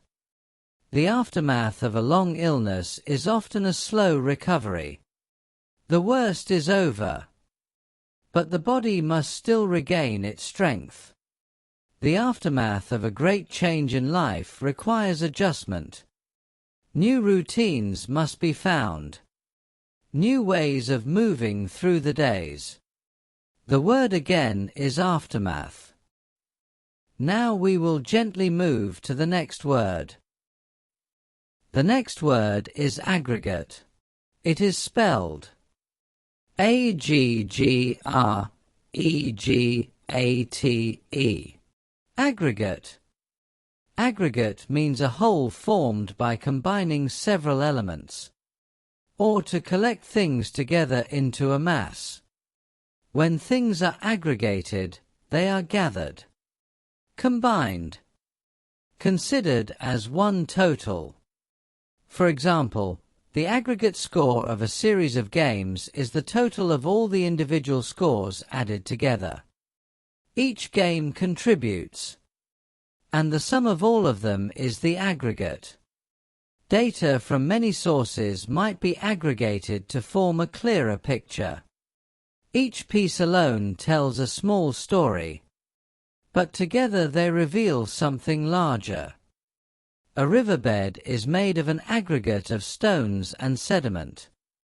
Many small pieces, gathered together over time. The word again is aggregate. Now we will slowly move to the next word. The next word is aground. It is spelled aground. Aground. Aground means stuck on the ground beneath shallow water. When a boat runs aground, it has moved into water that is too shallow. The hull has touched the bottom, and the vessel can no longer move freely. Aground suggests being stopped, caught, unable to continue as before. For example, a small sailing boat might run aground near the shore.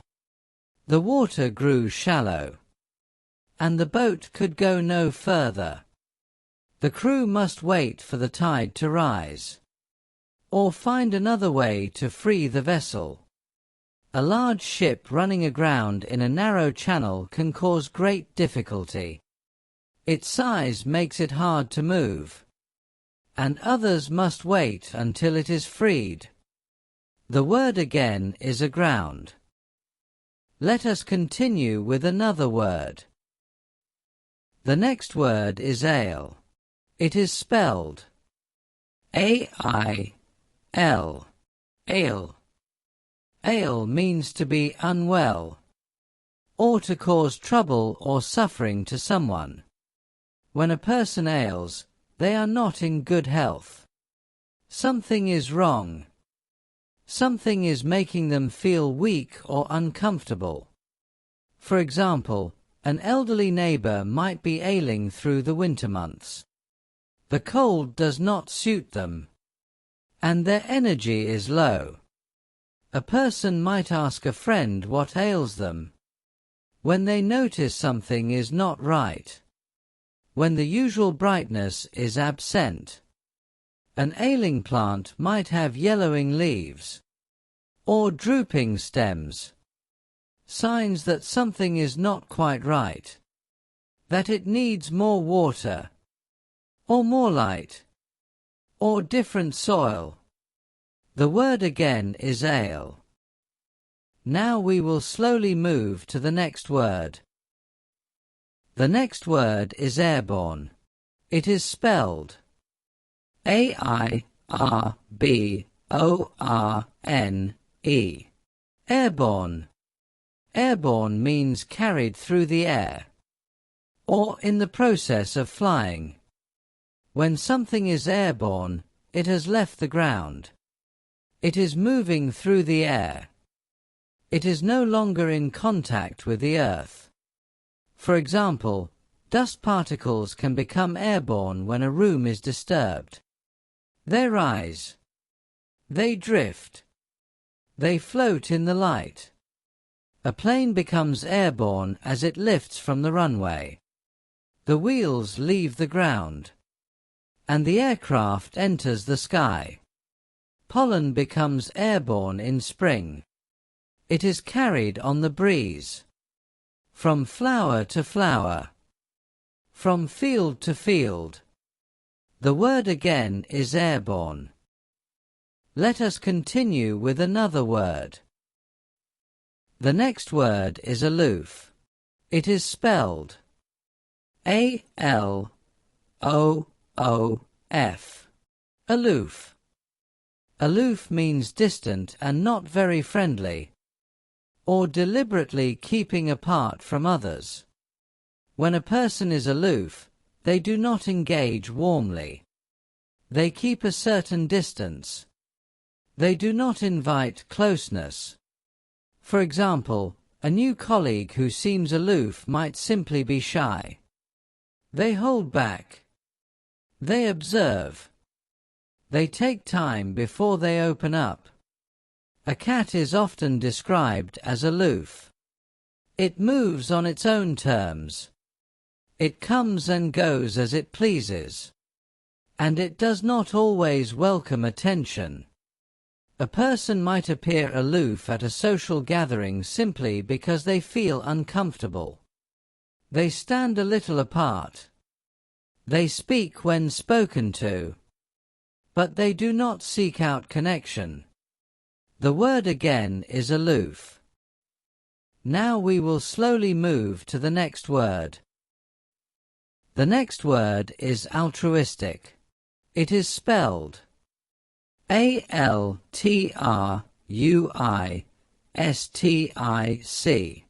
Altruistic. Altruistic means caring about the well-being of others and acting in ways that help them, without expecting anything in return. When a person is altruistic, they give of themselves freely. Their motivation is not personal gain. It is simply a genuine desire to help. For example, a person who volunteers their time each week at a food bank is acting altruistically. They receive nothing in return, but they give what they can, because they care. A doctor who travels to a remote area to provide medical care to those who have none is acting altruistically. They go where they are needed, without expectation of reward. A small act of kindness offered to a stranger is altruistic in its quiet way. It costs something, and it gives something, without any expectation. The word again is altruistic. We have reached the end of segment 19. In this segment we explored 8 more gentle words. Affirmation, affluence, aftermath, aggregate, aground, ale, airborne, aloof, and altruistic. Rest quietly for a moment if you need to. We are drawing closer to the end of our journey through the letter A. When you are ready, we will continue. Segment 20. Welcome back. We are continuing our slow and quiet journey through English words that begin with the letter A. Each word will be spelled out. Each word will be explained. And each word will be used in a few calm and simple sentences. There is no rush. Let us continue. The next word is amble. It is spelled A-M-B-L-E. Amble. Amble means to walk at a slow and relaxed pace. When a person ambles, they are not in a hurry. They move gently, without purpose or urgency. They simply walk, and let the walk be what it is. For example, a person might amble through a quiet park on a Sunday afternoon. There is nowhere they need to be. They take their time. They notice small things. A flower growing through a crack in a path. The sound of water in a nearby fountain. 2 elderly people might amble along a coastal path together, side by side, speaking softly, taking in the view. A child might amble home from school on a warm afternoon, stopping here and there. In no particular hurry. The word again is amble. Now we will slowly move to the next word. The next word is amend. It is spelled A-M-E-N-D. Amend. We have visited this word before, but let us return to it quietly. Amend means to make a correction or improvement to something. When you amend something, you look at it honestly. You see where it could be better, and you change it. Not entirely, but in the ways that are needed. For example, a writer might amend a paragraph after reading it again with fresh eyes. A word here, a sentence there, until it reads more clearly. A person might amend their behavior after reflecting on how it has affected others. They notice what needs to change, and they make that change quietly. A document might be amended when the circumstances it describes have shifted. What was written before no longer fully applies, and so it is updated. The word again is amend. Let us continue with another word. The next word is amiable. It is spelled A-M-I-A-B-L-E. Amiable. Amiable means having a friendly and pleasant manner. When a person is amiable, they are easy to be around. They are warm. They are approachable. Being in their company feels comfortable. There is a gentleness to them. For example, an amiable shopkeeper makes each customer feel welcome. They smile easily. They speak with warmth.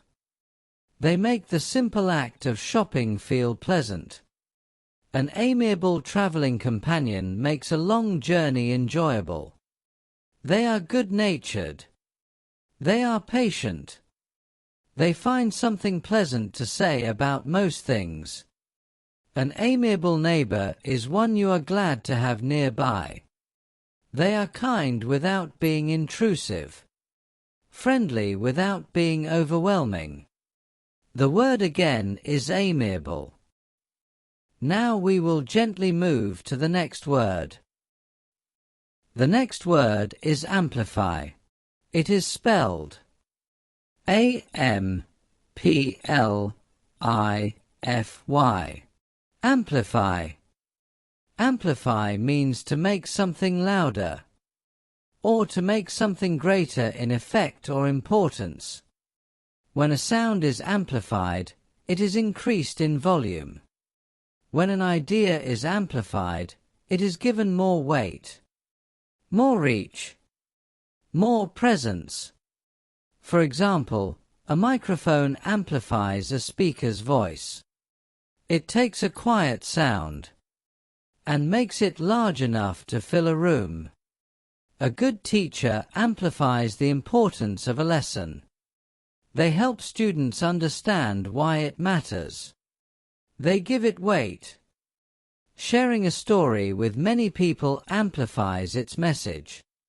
What one person experienced becomes known to many, and its meaning grows. The word again is amplify. Now we will slowly move to the next word. The next word is analogy. It is spelled A-N-A-L-O-G-Y. Analogy. An analogy is a comparison between two things, used to explain or clarify something. When you use an analogy, you say that one thing is like another, in order to help someone understand a difficult idea, by connecting it to something more familiar. For example, explaining the brain as being like a computer is an analogy. The two things are not the same, but they share certain qualities. And the comparison helps. Describing the flow of electricity through a wire as being like water flowing through a pipe is an analogy. It helps a person picture something invisible by connecting it to something they can see. A good analogy opens a door. It makes the unfamiliar feel a little more known. The word again is analogy. Let us continue with another word. The next word is anew. It is spelled A-N-E-W. Anew. Anew means again, in a new or different way, or starting fresh. When something begins anew, it starts over. The past is set aside, and what comes next is approached with fresh eyes. A new beginning. For example, after a long winter, a garden begins anew in spring. The cold is gone. New growth appears. Everything feels fresh and possible. A person might begin a project anew after an earlier attempt did not go as planned.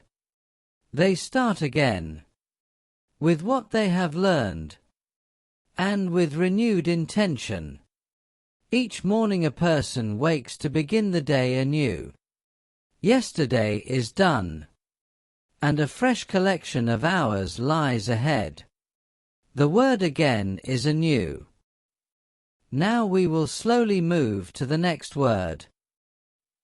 The next word is angular. It is spelled A-N-G-U-L-A-R. Angular. Angular means having sharp corners or angles, or relating to angles. When something is angular, it is made of straight lines and sharp points. It does not have soft or rounded edges. For example, a building with an angular design has sharp corners. Its lines are precise. Its edges are clean and defined. A person with angular features has a face with sharp and prominent lines. The jaw, the cheekbones, the nose, all defined and distinct. An angular piece of modern art might be made entirely of triangles and straight edges. No curves, no softness, just clean and deliberate angles. The word again is angular.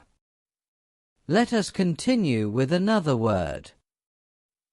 The next word is anomaly. It is spelled A-N-O-M-A-L-Y.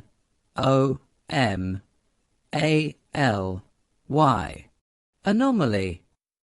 An anomaly is something that deviates from what is normal or expected. When something is an anomaly, it does not fit the usual pattern. It stands out. It is different from what surrounds it. For example, a very warm day in the middle of winter is a weather anomaly. It does not match what is typical for that time of year. A scientist might notice an anomaly in their data. One result that does not follow the same pattern as the others. It requires investigation. It requires explanation. A person who thrives in very noisy environments might be considered an anomaly among those who prefer quiet. They are simply different from the norm. The word again is anomaly. Now we will slowly move to the next word. The next word is anticipate. It is spelled A-N-T-I-C-I-P-A-T-E. Anticipate. We have visited this word before, but let us return to it gently. Anticipate means to expect something, or to prepare for something before it happens. When you anticipate a need, you see it coming, and you prepare before the need arrives. For example, A host might anticipate that their guests will be hungry and prepare food before anyone has asked for it. A driver might anticipate a sharp turn ahead. They slow down in good time, rather than reacting at the last moment. A thoughtful person anticipates how their words might land before they speak them. They consider the effect, and they choose with care. The word again is anticipate. We have reached the end of segment 20. In this segment we explored 8 more gentle words: amble, amend, amiable, amplify, analogy, anew, angular, anomaly, and anticipate. We are drawing ever closer to the end of our long and quiet journey through the letter A. Rest softly for a moment if you need to. When you are ready, we will continue with our final segments. Segment 21. Welcome back. We are continuing our slow and quiet journey through English words that begin with the letter A. Each word will be spelled out. Each word will be explained. And each word will be used in a few calm and simple sentences. There is no rush. Let us continue. The next word is appease. It is spelled A-P-P-E-A-S-E. Appease. Appease means to make someone less angry or upset by giving them what they want, or by being gentle and accommodating. When you appease someone, you try to calm them, to satisfy them, to reduce the tension. For example, a parent might appease a restless child with a quiet activity. Something simple. Something engaging. The restlessness settles. A leader might attempt to appease critics by making small adjustments to a plan. They offer something, in hopes that the concern will ease. A person might appease a worried friend by offering reassurance. They speak calmly. They offer perspective. And slowly the worry begins to soften. The word again is appease. Now we will slowly move to the next word. The next word is appendix. It is spelled A-P-P-E-N-D-I-X. Appendix. An appendix has 2 common meanings. The first is a section at the end of a book, containing additional information that supports the main text, but is not essential to it. The second meaning is a small organ in the human body, located in the lower right area of the abdomen. For example, a reference book might have an appendix at the back. It contains charts, or lists, or extra details that the reader can consult if they need more information. A research paper often has an appendix, where raw data is stored, so the main text can remain clean and readable. The human appendix is a small and narrow tube. Its purpose is not entirely understood, but its removal when it becomes infected is a common medical procedure. The word again is appendix. Let us continue with another word. The next word is appoint. It is spelled A-P-P-O-I-N-T. Appoint. Appoint means to formally choose someone for a position or task. When a person is appointed, they have been selected, given a role, assigned a responsibility. For example, a board of directors might appoint a new chief executive. They consider the candidates carefully, and they choose the person they believe is best suited. A judge might be appointed by a government. They are selected and given the authority to carry out their role. A committee might appoint a secretary, someone to keep records, to organize correspondence, to carry out the administrative duties of the group. The word again is appoint. Now we will gently move to the next word. The next word is apprehend. It is spelled A-P-P-R-E-H-E-N-D. Apprehend. Apprehend means to arrest or capture someone, or to understand something, to grasp its meaning. When a police officer apprehends a suspect, they take them into custody. When a person apprehends an idea, they understand it. They have grasped it. For example, officers apprehended the suspect near the edge of the town. After a careful search, the person was found and taken in. A student might struggle to apprehend a difficult concept at first. They read it again. They think about it slowly, and gradually it becomes clear. To fully apprehend the beauty of a piece of music, a person must listen without distraction, with full and quiet attention. The word again is apprehend. Now we will slowly move to the next word. The next word is apprehension. It is spelled A-P-P-R-E-H-E-N-S-I-O-N. Apprehension. Apprehension means anxiety or fear about a future event, or the act of capturing someone. When a person feels apprehension, they are uneasy about what is coming. They are not sure how things will unfold, and the uncertainty brings a quiet dread. For example, a person might feel apprehension before a medical appointment.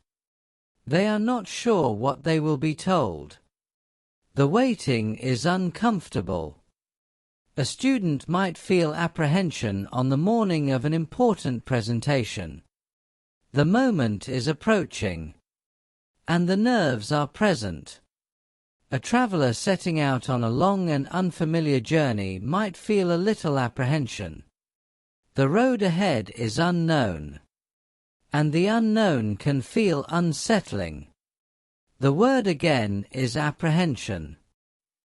Let us continue with another word.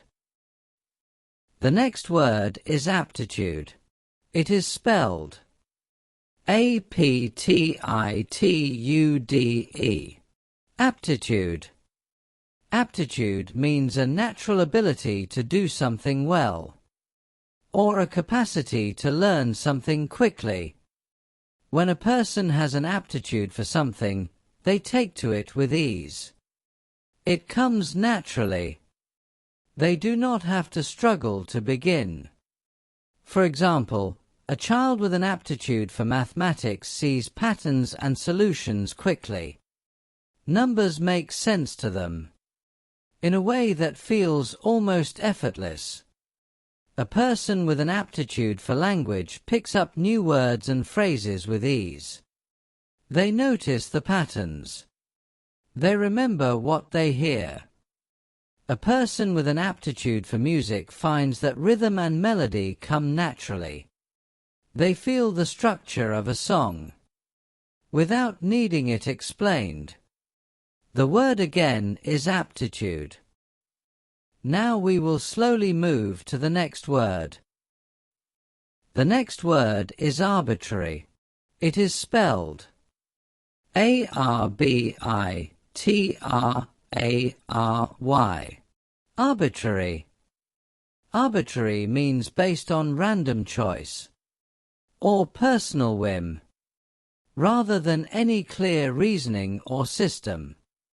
When a decision is arbitrary, it has no obvious justification.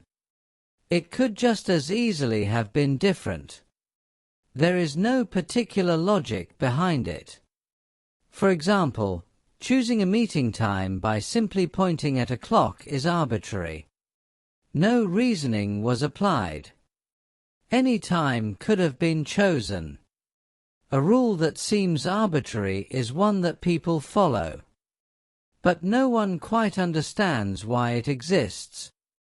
An arbitrary selection from a list gives every item an equal chance. No preference.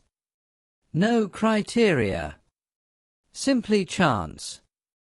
The word again is arbitrary. Let us continue with another word. The next word is order.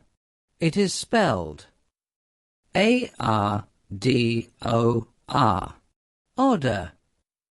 Order means great enthusiasm or passionate devotion to something.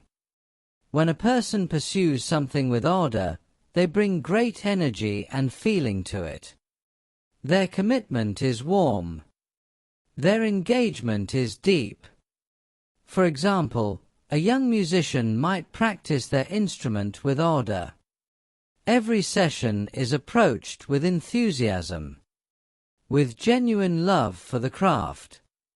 A person might speak about a cause they believe in with order. Their feeling comes through in every word. It is impossible to miss. A writer might approach a new book with order. The idea excites them. They cannot wait to begin, and they give themselves to it fully. The word again is order. We have reached the end of segment 21.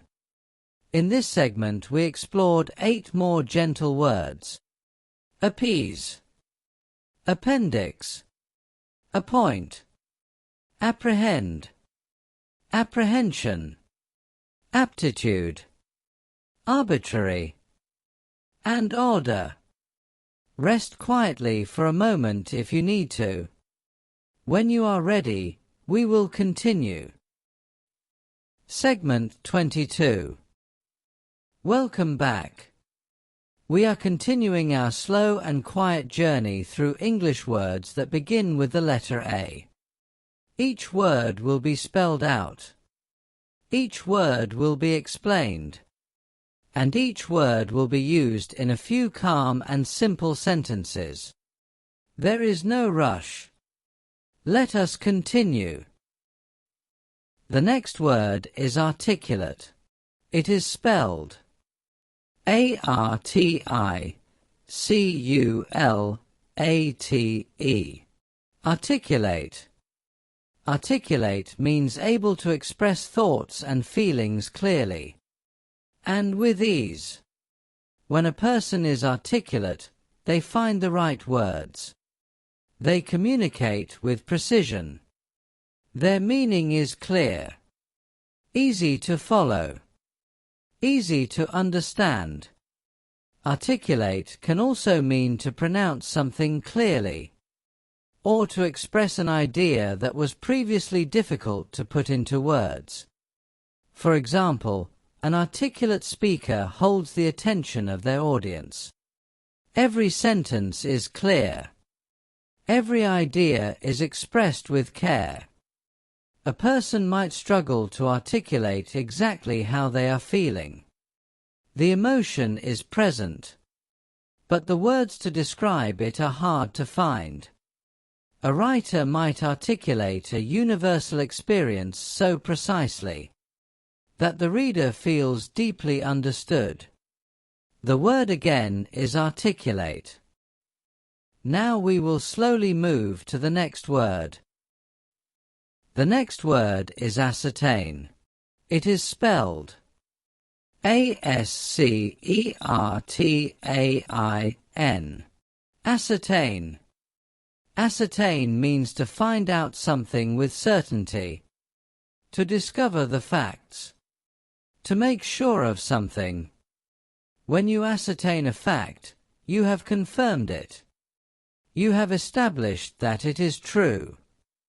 For example, a doctor might ascertain the cause of a patient's symptoms through careful examination. They gather information. They observe. They ask questions until the cause becomes clear. A traveler might ascertain the correct bus route by asking at the station. They want to be sure before they set out. A person might ascertain whether a shop is open by calling ahead. They do not want to arrive and find the doors closed. The word again is ascertain. Let us continue with another word. The next word is assiduous. It is spelled A-S-S-I-D-U-O-U-S.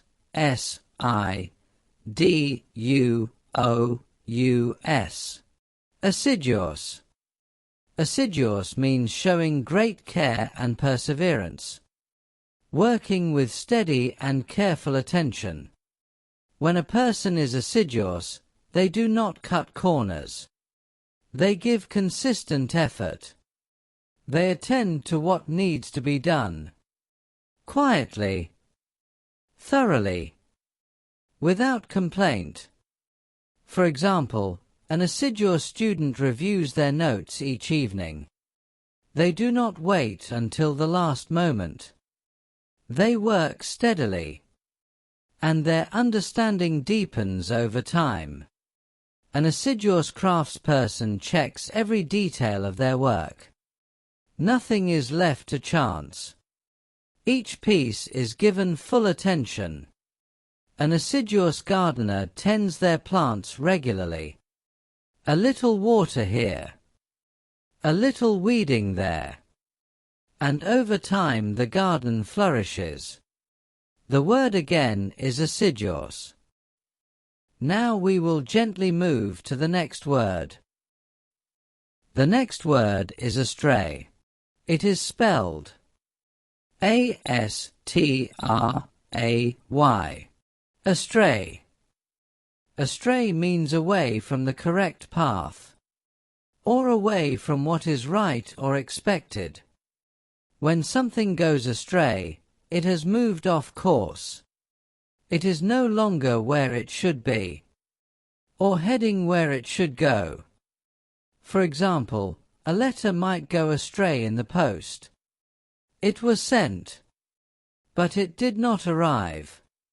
Somewhere along the way it was misdirected. A person might go astray on a walk when they take a wrong turn. The path they expected to follow is not the one they are on. They must stop, look around, and find their way back. A young person might go astray if they are not given enough guidance. Without direction, without steadying influence, they may wander from the right path. The word again is astray.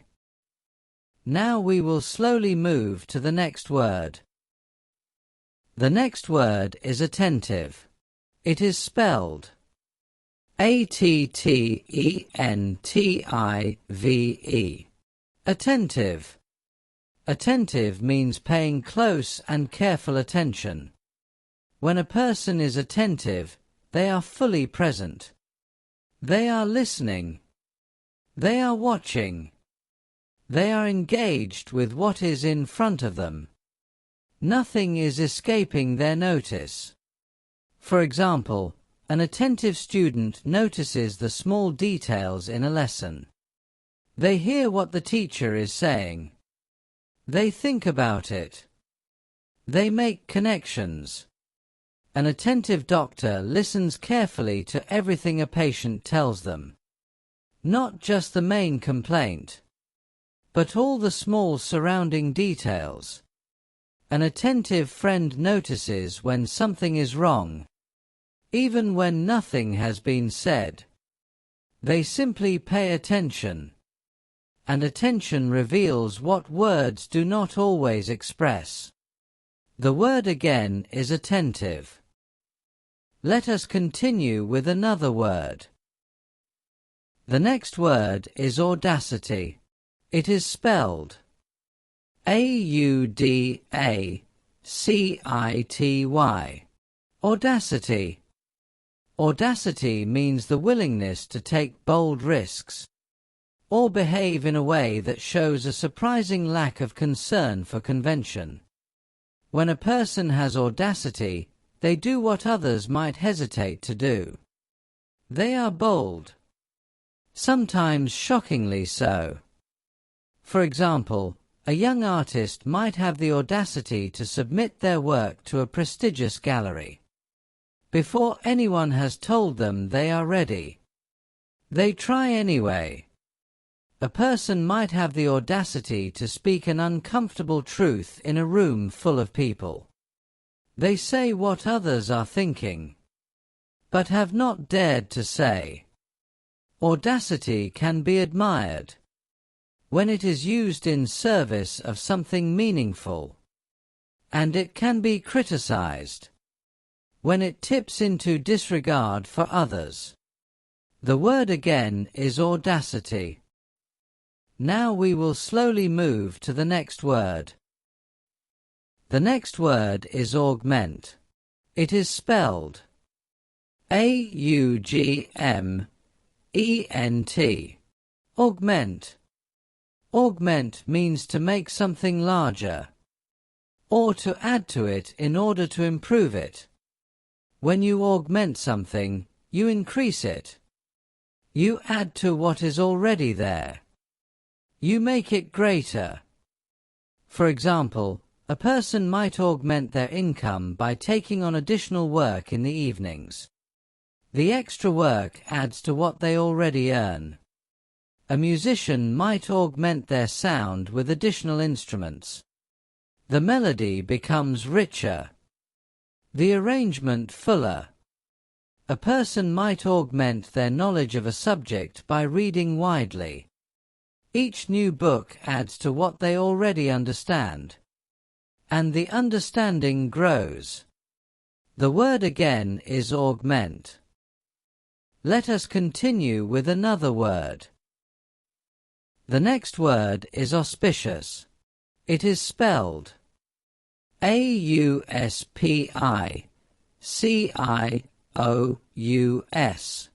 Auspicious.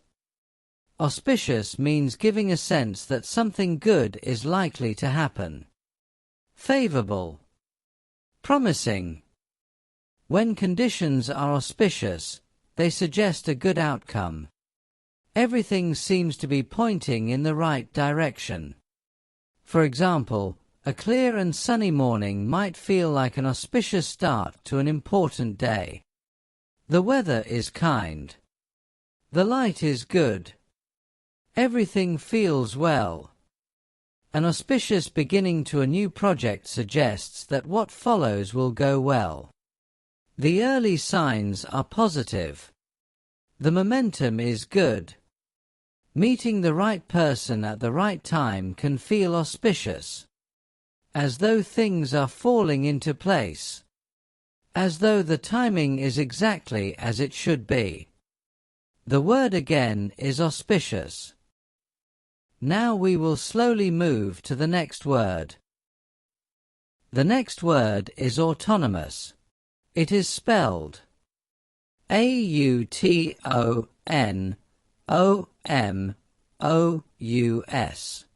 Autonomous. Autonomous means having the freedom to act independently, without being controlled by others. When a person or organization is autonomous, they make their own decisions. They are self-governing. They do not require permission from an outside authority. For example, an autonomous worker manages their own time and tasks. They decide how to approach their work, and they take responsibility for the results. An autonomous region within a country has its own government. It manages its own affairs within certain agreed limits. A person who lives autonomously makes their own choices about where to live, how to spend their time, what to pursue. They chart their own course. The word again is autonomous. We have reached the end of segment 22. In this segment we explored 8 more gentle words: articulate, ascertain, assiduous, astray, attentive, audacity, augment, auspicious, and autonomous. Rest softly for a moment if you need to. We are now very close to the end of our journey through the letter A. When you are ready, we will move into our final segment. Segment 23. Welcome back. This is our final segment of Volume 1. We have travelled a long and quiet way through the letter A. There are just a few more words remaining. Let us take our time with each one, as we always have. There is no rush. Let us begin. The next word is avenge. It is spelled Avenge. Avenge. Avenge means to inflict harm in return for a wrong that was done. To seek justice or satisfaction for an injury suffered. When a person avenges something, they act in response to a wrong. They do not let it pass without answer. For example, in old stories a knight might avenge the honor of someone who was wronged. They take action. They seek to restore what was taken. A person might feel a strong desire to avenge a humiliation they suffered. The feeling is understandable, but acting on it does not always bring the peace that was hoped for. Avenge is a word that carries weight. It speaks of wrongs, and of the human desire to see them addressed. The word again is avenge. Now we will slowly move to the next word. The next word is avert. It is spelled Avert. Avert. Avert means to turn away from something, or to prevent something unpleasant from happening. When you avert your eyes, you look away. When you avert a disaster, you stop it from occurring. For example, a person might avert their eyes from a bright light. The light is too intense, and they turn their gaze elsewhere. Quick action by emergency services can avert a serious accident. They arrive in time. They intervene. And what could have been terrible is prevented. A calm and careful conversation might avert a misunderstanding before it grows into something larger, before feelings are hurt, before bridges are burned. The word again is avert. Let us continue with another word. The next word is avow. It is spelled A-V-O-W. Avow. Avow means to assert or declare something openly, to state something confidently and without hesitation. When a person avows something, they are not hiding it. They bring it forward. They say it clearly. For example, a person might avow their commitment to a cause they believe in. They say it plainly, in front of others, without hesitation. A writer might avow that they have always loved the quiet of early mornings. They state it openly, as a simple and honest truth. A person might avow their intention to change something in their life. They say it aloud, to themselves, or to someone they trust. and in saying it, they make it more real. The word again is a vowel. Now we will gently move to the next word. The next word is a wash. It is spelled A-W-A-S-H. A wash. A wash means covered or flooded with water, or overwhelmed with a large amount of something. When a place is awash, it is filled, overflowing. There is more than it can comfortably contain. For example, after heavy rain the streets might be awash with water. It pools on the pavements. It runs along the gutters. Everything is wet. A market might be awash with fresh produce in summer. The stalls are full. Color everywhere. More than enough of everything. A person might feel awash with emotion after an unexpected piece of news. The feeling comes all at once, and for a moment it is overwhelming. The word again is awash. Now we will slowly move to the next word. The next word is awe-inspiring. It is spelled A-W-E-I-N-S-P-I-R-I-N-G.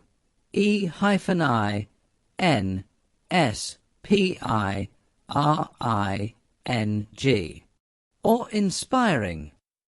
Awe-inspiring means causing a feeling of deep wonder and respect. When something is awe-inspiring, it is so remarkable, so grand, or so beautiful, that it fills a person with a sense of reverent astonishment. For example, a vast mountain range seen for the first time can be awe-inspiring. The scale of it is almost beyond comprehension. The peaks reach into the clouds, and the person standing before them feels very small and very grateful. A night sky filled with stars far from the lights of a city is awe-inspiring. The darkness is so deep, the stars so many, that the sight seems almost impossible. The patience and dedication of a person who spends their life quietly helping others can be awe-inspiring. Not loud, not celebrated, but remarkable all the same. The word again is awe-inspiring. Let us continue with another word. The next word is awkwardness. It is spelled A-W-K-W-A-R-D-N-E-S-S.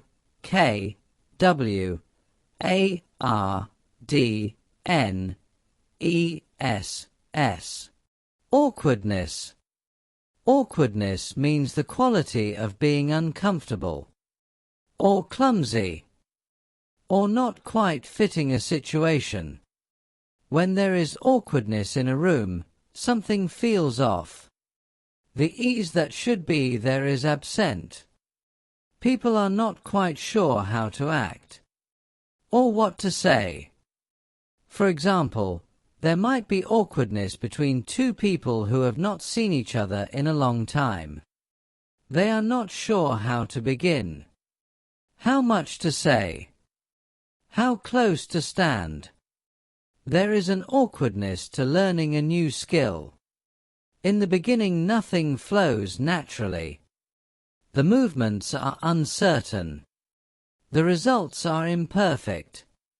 But the awkwardness passes. With time and with practice. A social situation that nobody prepared for can produce awkwardness. Everyone is feeling their way, trying to find the right tone. The word again is awkwardness. Now we will slowly move to the next word. The next word is axiom. It is spelled A-X-I-O-M. Axiom. We have visited this word before, but let us return to it one final time. An axiom is a statement accepted as true without proof. A foundational idea. A starting point from which other things follow. Axioms are the quiet foundations beneath larger structures of thought. They are accepted. They are trusted. And everything built upon them relies on their steadiness. For example, the axiom that all people deserve to be treated with dignity is a starting point for many ways of thinking about how societies should work. The axiom that the shortest distance between 2 points is a straight line is a foundation of geometry, something accepted as true, from which much else follows. A personal axiom might be something a person lives by, a belief so deeply held that it does not require explanation. It simply is. The word again is axiom. Let us continue with our final word of Volume 1. The last word of this volume is azure. It is spelled A-Z-U-R-E, azure. We have visited this word before, but it feels right to end with it. Azure means a bright and clear shade of blue, the color of an open sky on a clear and calm day.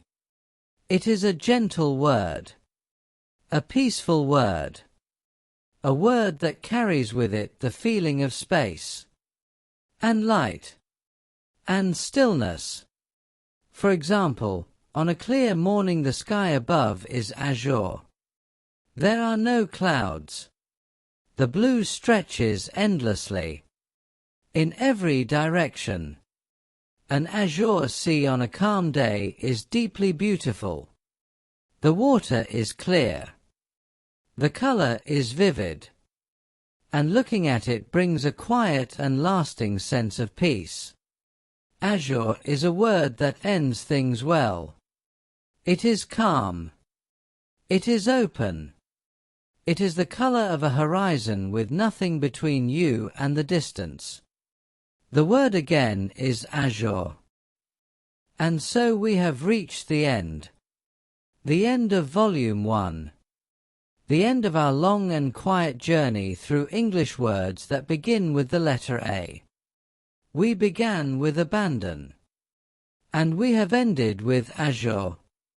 Between those two words, we explored many others, each one carefully, each one slowly, each one given its time.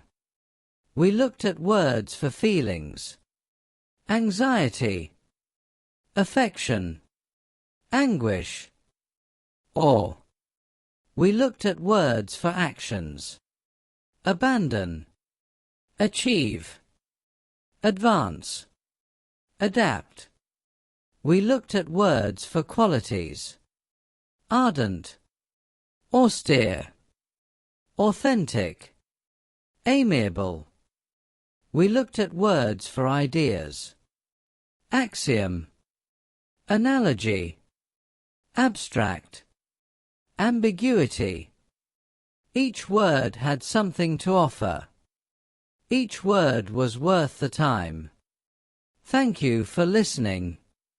Thank you for traveling through these words so quietly, so patiently, so gently. If you fell asleep somewhere along the way, that is perfectly all right. That is what this was for. Rest well. And when you are ready, Volume 2 will be waiting. This is the end of Volume 1 of Calm Dictionary Reading.